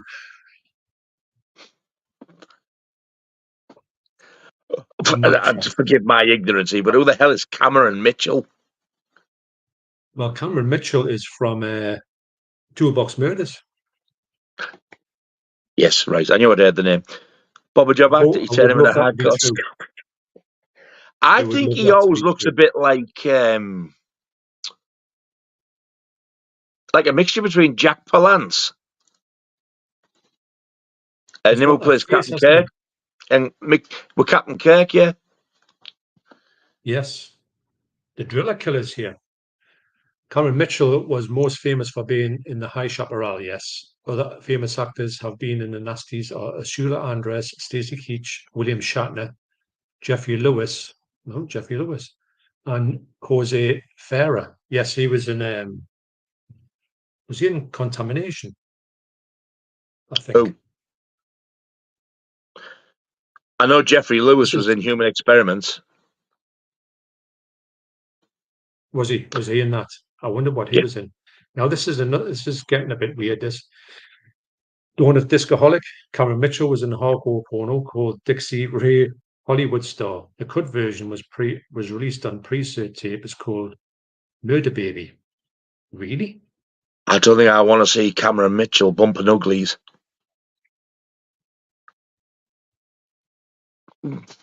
Did he? Yeah. Stephen Nolly said, I was lucky enough to pick up the 88 Slashers collection DVDs when they came out. Unhinged, Killer Workout, Slasher Robicide, Tourist Trap, yeah. But I remember seeing that Killer Workouts in HMV, and I thought, I'll get that, and then it just vanished. The reason why I didn't get it because it was DVD, and I thought, why is that? I thought I'd wait for the Blu-ray come out, never did. I've got a gorgeous Blu-ray edition of Tourist Trap. It's hard to get that. The one over here is cut, pretty sure. Because it's got to get the American. One. Yeah. It's in like a big, it's like a big overgrown VHS box, and you get a figure in it as well, a little figure of the main fella. Do you? Yeah. And the artwork on the front, it's like the red cover that says uncut on it. Even though it's uncut, It's still in America rated PG. Can you believe it? It would never be PG over here. No. But it is in the States. It's absolutely mental. I do want to get it though. Mark Schatz says, I am visiting. I was pre-cert tape. Nice one. Nice. That's another CBS Fox one. Zombie Lake, all right. I really want that. Like it says, hey John, not a video Nasty related, but did you know Shaw Brothers Volume 3 had been announced? Yeah, did. You sent me a picture of that, didn't you, Nige? Yeah, about 3-4 nights ago or something. That's as soon as I seen it, you're the first person I thought of. Here's a one for you, Nige. Is there any sci-fi that you like? Yes. I like Terminator 2. I love Starship Troopers. Because I love Paul Verhoeven. If you class RoboCop as sci-fi, I absolutely love that film. Love it. I don't know. I don't class this as sci-fi, but it's got a little sci-fi element in it. The Wraith with Charlie Sheen. Yeah, it is. That is one of my top 20 favorites. Yeah. Oh God, I love that film. I couldn't stand it when I first saw it, but I really like it now. So that's a good one on me. There's got to be something else. I tell you what I do like, but I haven't seen it since I was about 12-year-old. I went to the pictures to see it with my mate from school when we were in first or second year. And is it Battle Beyond the Stars with Plays John Boy Walton in?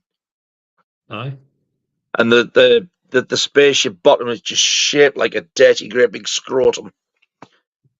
I really enjoyed that. George Peppard's in it as the cowboy as well. Yes. But I did enjoy that. I'd like to see that again because I haven't seen that since I was a kid. But I think that's got something to do with Roger Corman as well, that one. That's a good band, wouldn't it? A lot of people class this as sci-fi or sci-fi horror, but to me, it's just an out-and-out horror film. But I absolutely love John Carpenter's The Thing as well. So I do really like the original Terminator as well, but Terminator 2 for me is far better. I've never seen anything past that. And for the first time, was it late last year? For the first time ever, I saw Predator. But to me, again, that was only really sci-fi right at the start. So there is always exceptions, but Alien, whoa, Christ. What a bore fest. I despise that film. Nice one. I can't agree with you on that one. I've just watched it recently and I just think it's just amazing. I'd rather watch Jason X. It's got to be slow. No, not that slow. Oh. So you got the Delboy says you got the Steelbook, a Starship Trooper Steelbook off Del. No, I don't have a Steelbook. It's a normal 4K, but he did get me it. All right. I like that film actually. It's much better than I thought it was going to be. Although the sequels are awful. Don't go near them. I'm not bothered about the sequels, but I think my favourite Paul Verhoeven film is just Pip to the Post. It's got to be Basic Instinct, followed by RoboCop. But the kind of like keep doing that because they're about level. Two totally different films, but I loved them. Right. I love it. I love RoboCop. That would be my favourite one of his. But although I think Showgirls might have went over the top of that. I've got to admit, I even enjoyed that. I really did. What? I enjoyed this. I liked Showgirls, yeah. And I loved Hollow Man as well. Good? No, I just enjoyed it. I think it's better than Boogie Nights. Well, Boogie Nights is good in parts, but not good in everything. Hollow Man with Kevin Bacon as well. That was another Verhoeven film. That's such a good film. It's all right. It's got its moments, yeah. But yes, I mean, I suppose that would be sort of sci-fi as well, wouldn't it? Hollow Man. So yeah, I do like some. So Noz says Alien is a perfect isolation horror. You absolute blasphemer. I do agree with you, Noz. You go off in your room and bore yourself to death and you enjoy yourself, mate. But you won't get me to watch it again. Have you not seen the 4K? The 4K is beautiful. Doesn't make it a good film. But it might but in the estimations, it might put it up a bit. I could not put myself through that again. I'm sorry. Never say never. Don't be getting any bright ideas. Mike says, I always thought the original Alien was born until I saw it on re-release at the cinema, and then it clicked. How many times have you tried Alien? One, and that was enough.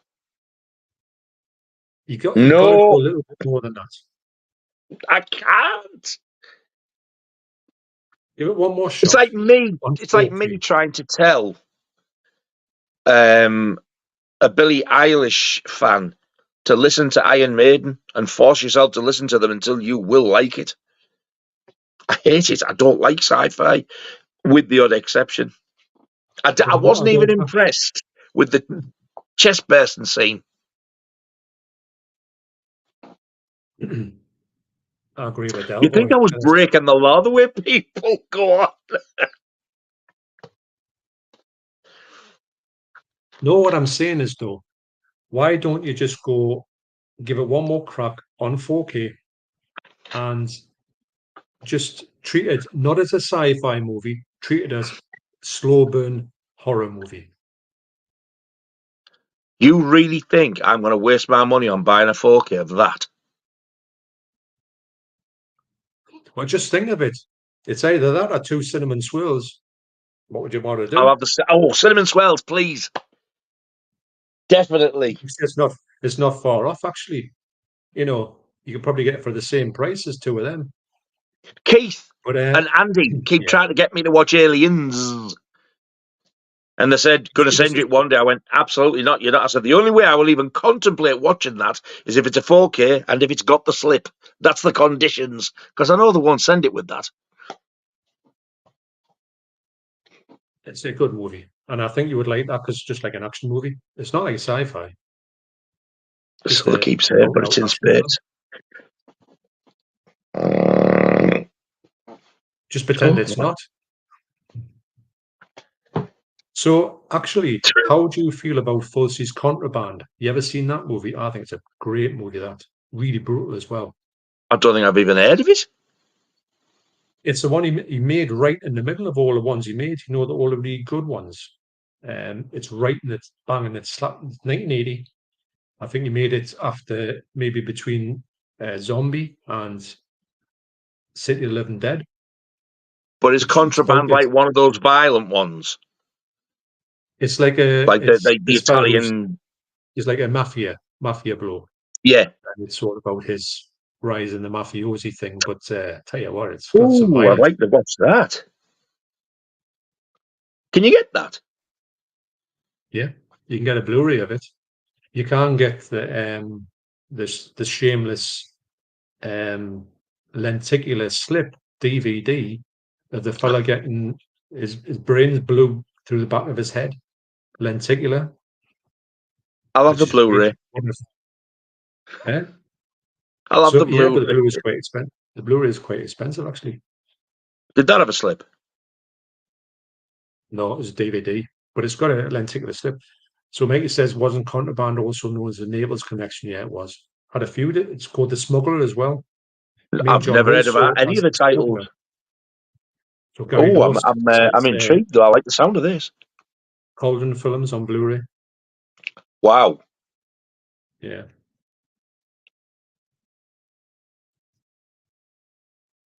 Now it says, nice, just to make you happy. Ripley is now a Disney princess and a Xenomorph's Disney villain. Yeah, I think the Disneys have got a whole lot. Actually, I'm going to go and see the new Alien with my sons at the cinema. When? I think it's next month. Oh, you're going? Yeah, go on. Do you like the Bad Boys movies? I've never seen them. The only Bad Boys I've seen is the Sean Penn one. All right. I saw the new one at the cinema. It's absolutely brilliant. One of the best movies I've seen in a long time, believe it or not. I've heard it's been getting good reviews, mind. But I've never even seen the original. You don't really need to see the originals, actually. You can kind of get away with just the buddy cop thing, but it's a banter between these two. Martin Lawrence, who plays Marcus, he's had no spoilers, had a heart attack, and he thinks he's got this kind of, he thinks because he comes back from this heart attack, he has this near-death experience, and he goes and sees the light, but he gets turned away, and he comes back and he thinks he's invincible, so he doesn't care what happens. He's walking between traffic backwards, and what's he called? His things going, don't do that. So he doesn't have any fear. It's so funny. We're going to go and see it again, actually, after we've watched the rest of them. Yeah. August 16th is Alien Romulus. So pencil that one in for yourself. Yeah. Right. We swore we wouldn't talk about sci-fi or Marvel, so we're getting off the beaten track here. But the short answer is I do want you to see Alien once more before you completely say, that's it, I'm done with it. Right? Is that a dealio? I ain't buying it. If you want to go and buy me a 4K or lend me yours. Well, I would lend you mine, actually. It's getting it back to you. Eh? It's getting it back I to you. trust you to get it back to us. I don't think you would do a runner with it. No, I really wouldn't. You're right there. Just move house with that movie. Has it got a slip? It's got a slip, actually. The slip's quite rare to get it now. Ah, right. Do you know there's 2 slips? What's it? I've seen them. Yeah. One's got a shiny foil effect and one doesn't. I think mine's a shiny foil effect. I'm sure it was Keith who got the shiny one, and Andy got just this type, no embossing, no shiny or nothing. So there is 2. Oh well. I'm glad that's not Jaws, because I'd have wanted both. Jaws. What I do think that Jaws is going to come out next year as a really good special edition. Has got to. What they're going to do with it, though? How are they going to top what they put out? Get that 3D version that was on the bloody cinema out on 3D Blu-ray. I know. They don't have to do another 4K. Get that if you want to do another box set with a 4K, do it. But get that 3D Blu-ray in there. It's a shame that they've gone to all that time, effort, and money to convert it into 3D, to give it one showing at the cinema and no physical release. It's pointless. Even if they just do 1,000 to 2,000 limited run, it'll sell. Jaws sells. Yeah. It doesn't matter whether you've got a 3D telly or not. People will buy that for their collection, but don't buy it until I've got mine, thanks. So if you're watching Universal, I'll have the first one before everybody beats me to it. And I'll just pretend I bought it. I won't tell them you've sent me it. Honest. That's right. Keep on the hush. Would you go and see if they did bring that 3D version back to the cinemas next year? Would you go and see it again? By God, would I? Yeah, I would as well. Now I tell you what. Every time they bring the normal version on the cinema, I go. So 3D, I would jump at the chance. I think if it did it again this time, I would like to see that IMAX one. I didn't see it on the IMAX, so I'd love to see that. I know. I would definitely go for IMAX. But I tell you what, when we saw it, we enjoyed it. But what we thought of was that they left the lights on. The lights on the cinema, because it was just there was these spotlights all over the place. Now, when we went into the same cinema afterwards, after thinking, I'm sure this looks a bit weird because they didn't turn the lights off. I know it's during the day, but that doesn't make any difference. Now, when we went to see every other film, we look at these lights and all go off, and we feel like going back. We can't do it now and just saying, "Hey, you left them lights on. We should have had another showing," if you know what I mean. Yeah. But it did. That would have annoyed me. That. But it was because we had the glasses on. We're looking at the 3D. I didn't get too much thinking about the lights until it was too late, and keep saying, "Are these meant to be on?" Because you were kind of taken out of the whole darkness of it all. I still enjoyed it, man. It's brilliant. I'm an idiot. Because when it started and when I seen it, I filled up. It It blew me away. I filled up when I seen it in York with the orchestra as well. Oh God, that would be amazing. It is quite emotional to see something like that. She's looking at me like, they don't get it, do they? I know there's no. sometimes I'm watching something I'm a bit like that, and Deborah's going, I'm going, man, you know, I'm just in touch with my. She cried when Motley Crue did their last gig here, though. Well, yeah, you see, does happen. We'll never perform again live. Cock, they didn't lie him. They've got John 5 on guitar now, haven't they? I don't know. I think it's disgusting the way they treated Mick Mars. So, well, they're not really what they were they? The long past the sell-by date. Vince Neil needs to pack in. I've never been a fan of them. I like the odd song. That's it. I'm not a fan of the band. I think he's that fat he can't kneel.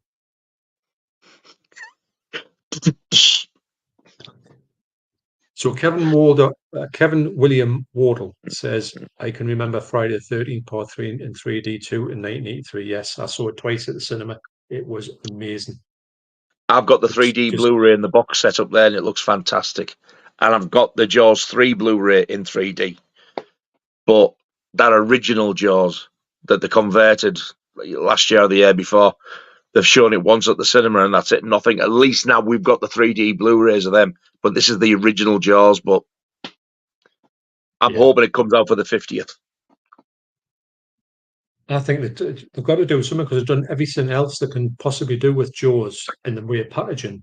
What else can they do apart from the Blu-ray? Like I say, not the 4K because they don't do 4K and 3Ds, but yes, put on 4K. And also that 3D, when I went to see it at the cinema, you know, the bits like the gags, all the gags in it were unbelievable. Because you're seeing with your mates would just laugh my heads off. You know, the bit with the pole, you know, like that. I mean, that felt as if it went past you. And you were like, there wasn't many like that, though. For me, it was the depth of it. The best bit that got me was, you know, when she first goes out swimming. And when she comes out the water and shouts, come on in the water. And you see like the sunset behind it. That water felt like it was there on me. And as it's lapping up like that, I was genuinely sat there going like, because it felt like the water was there. I've never experienced that like it. Well, I thought you were still talking about Friday the 13th Part 3, and I'm thinking I can't remember that bit, but yes. Oh, not Jaws. Yes. No, I never saw that at the cinema, unfortunately. Or Jaws 3. I saw Jaws 3 at the cinema in 3D. It was a hopeless film. I wasn't really bothered. I used to love 3D films in 1983. Everything was 3D. Every Part 3 was 3D as well. Yeah, it was. Amityville 3D. I saw that one. That was quite good. I've got that on Blu-ray 3D as well. That looks good. Yeah, it was quite. And you just want to see. You don't really, when you're young, you don't want to see like the big everything 3D. You just want to see somebody with a yo-yo doing that, and it's coming and you're hitting your face and all that. That's all you want to see. Someone getting their head squeezed and the eyeballs popping on strings, and the springs you can see in your face. That's what you want. You know, I've actually got a Section 3 Nasty in 3D. Have you? Yes. Trying to think where that one would be. There's that many of them. It's hard to remember. I've got your list over there. Well, don't go looking. Just wait until we get there. Having said that, it's laid on. 3D glasses in the paper. Yes. Yeah, I remember them as well. I did go to see Freddy's Dead at the cinema for that last 15-minute segment in 3D. And it wasn't like proper 3D. It was the red and green. It was horrendous. And I remember there was a lad with long hair on his own right in the middle at the front. He put the glasses on and watched the entire film with these 3D glasses on. I said, does somebody want to go and tell him it's only... It said, you put them on when it tells you. You put them on to get him watch the entire film. Say, put your glasses on now. They said, I think it said when you see the character in the film put her 3D glasses on and sparkle, that's when you put them on. He sat through the entire film. I bet his head was busting. Never been the same again. He's blind now. And suffers from chronic migraines. Hey God, imagine that. That's got to be the thickest thing ever I've heard in the life. Oh, You can't live. You he couldn't live was that long. annoying me because I was like, he still hasn't took them off after half an hour. He'd never moved them. Where you gone? Oh, there you are. Way. So we'll end the stream on I want to thank everybody for coming. It's been great. I've really enjoyed it. Actually, I've got the bit of the book for it. I could sit it for another 4 hours, but I know. mustn't. As tempting as it is, I think that the next one, hopefully, without going into too many details, I'm hoping to get something. I was saying to Nice, this fatigue thing I've got in the minute. It doesn't make for long streams. It's all the aftermath of it. So hopefully, maybe I'll get something that'll kind of help us with that. I'm thinking. But so last one is Andy Foley. Hi lads, there's a British film called GBH. Have you seen it? There's a nasty, all the best boys.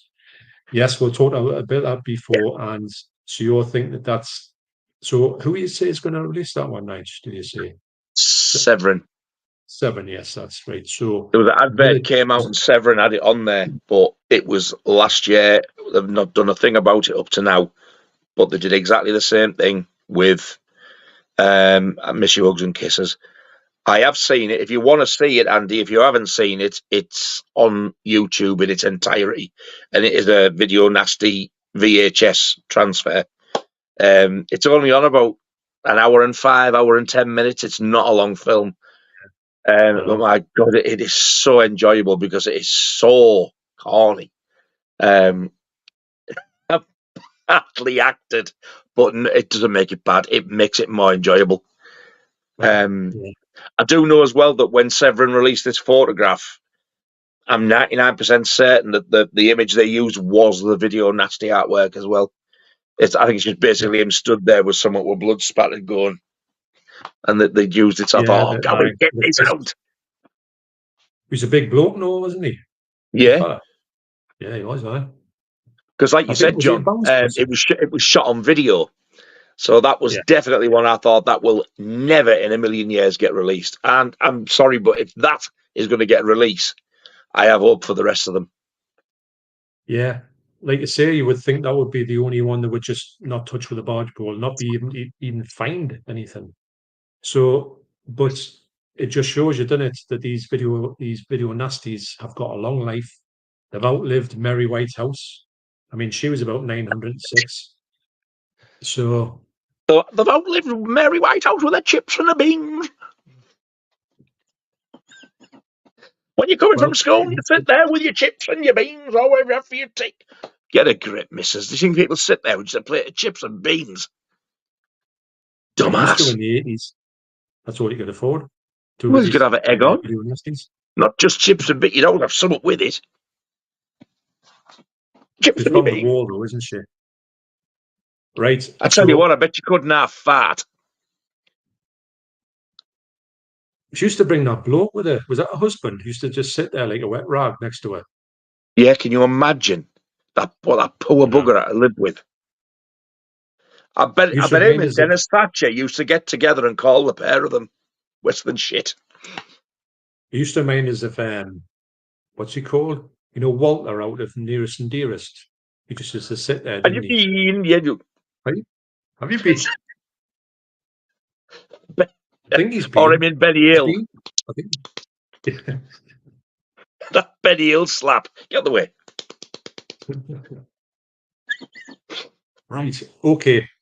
And I really, really have enjoyed this, I've got to say. Oh, I'm having a blast. Get our heads together and we will come up with an idea for this live stream in the Video Nasty form. It won't be section 3 yet. We'll do an interim one or maybe 2, who knows? And we'll see what we're going to do with that. But we'll get our heads together, maybe over a cinnamon roll and a cortado, and a castella. Without private table, even if we have to beat up the old 90-odd-year-old women who keep pigeonhole seats. No, disgrace, isn't it? Well, we're we're raging when someone sits in the seat, aren't we? Yeah, oh yeah. Do they know we are? Do they know they're in no seat? Before you get my cinnamon swirl there, will you go and turf them out, please? Well, I even asked them, I said, would you mind buying us some subs? But they wouldn't. So that is just not right. How does the Mary Whitehouse look like? Buy your own subs. Right, okay. Well, I've had a blast night, and thank you for coming along and being my co-host. And I like you have from the rest of all of them. I wonder how many we've done now. How many do you think we've done? 8, 7, 8, something like that. Yeah, it'd be something like that, surely. But my absolute pleasure, mate. Thank you very much for having me back again. Oh God, this has been long overdue. I've really, really enjoyed it. No, I have as well. So the next time I get a few days off, which will be about, what's the day? About 10 years' time. Christmas. Yeah. Christmas. We'll get back together and we will do this. Well, I'll put someone up somewhere and I'll tell everybody, give you plenty of notice to say what we're going to do anyway, whenever it comes up. And whatever it'll be really interesting and enjoyable to us. And hope you will get a blast out of it as well. And sorry for all the people who haven't got around to the comments, but I just appreciate everybody coming in and saying all this stuff. And it's been great to actually stop back another hour after I was going to knock off. Yeah. And didn't need another Hope coffee. you all enjoyed it as much as we have. Yeah. It's been a blast. So it has, hasn't it? Really, it has. really enjoyed it. And thanks once again. And also, if you're watching this on Catch Up Dust Devil, will you tell us what you were talking about on the comments? I couldn't figure out what you were actually speaking about, and I don't know how we will get in touch with you, or Nigel will get in touch with you in case whatever it was. I'll have to try and find him. I wonder if he's Dust Devil on Instagram or anything. He must have been in touch with me before. It'd be somebody who's spoke to me before, but I just can't think. I know Dust Devil from the movie, so it's a name that I'm familiar with, but I don't know if I've actually come across that channel on here at this point. It's the fact he said to me, "Get in touch." And I'm thinking, oh. Well, if you can, he's obviously in a rush. Get in touch. You can have mine, night. Gone quick. If he's going to work or something, he'll be like, "I'm in a rush." Gone. But it kind of with no punctuation, it didn't really make that much sense. So I'm going to have to try and find him. Yeah, we'll get in touch with Nigel on his channel, and also on Instagram, Rockgod2004. Yeah, and on Facebook on Mondo Rock. Yes, if anybody's on Facebook and you haven't joined, look for the Mondo Rock group. Join and I'll accept you. I'd say John would, but he's never there. But you can look back on one of these streams. I definitely said, yeah, that's a great idea, but I won't be able to do much on it. And I was too busy hobnobbing with the stars and buying subs and things. Well, you've got to, haven't you? I mean, how are you going to get your simmers? How are you going to get your cinnamon swirls if I don't do that with the hoi polloi? Simmers. Scissor bun. Tell you what, I need some more than water here. But you sounded drunk then. Hey. No drunk. Oh, I don't know. Right. So thanks once again. Really appreciate this, and we will see you very soon on the next Video Nasty live stream, whatever that turns out to be. So definitely take care, everybody, and thanks once again, you, Nige, and obviously you a lot for coming across. Really appreciate that. And my pleasure, mate. Soon. Okay. See you all later. See you now. Just get this end stream. Cinnamon swirl.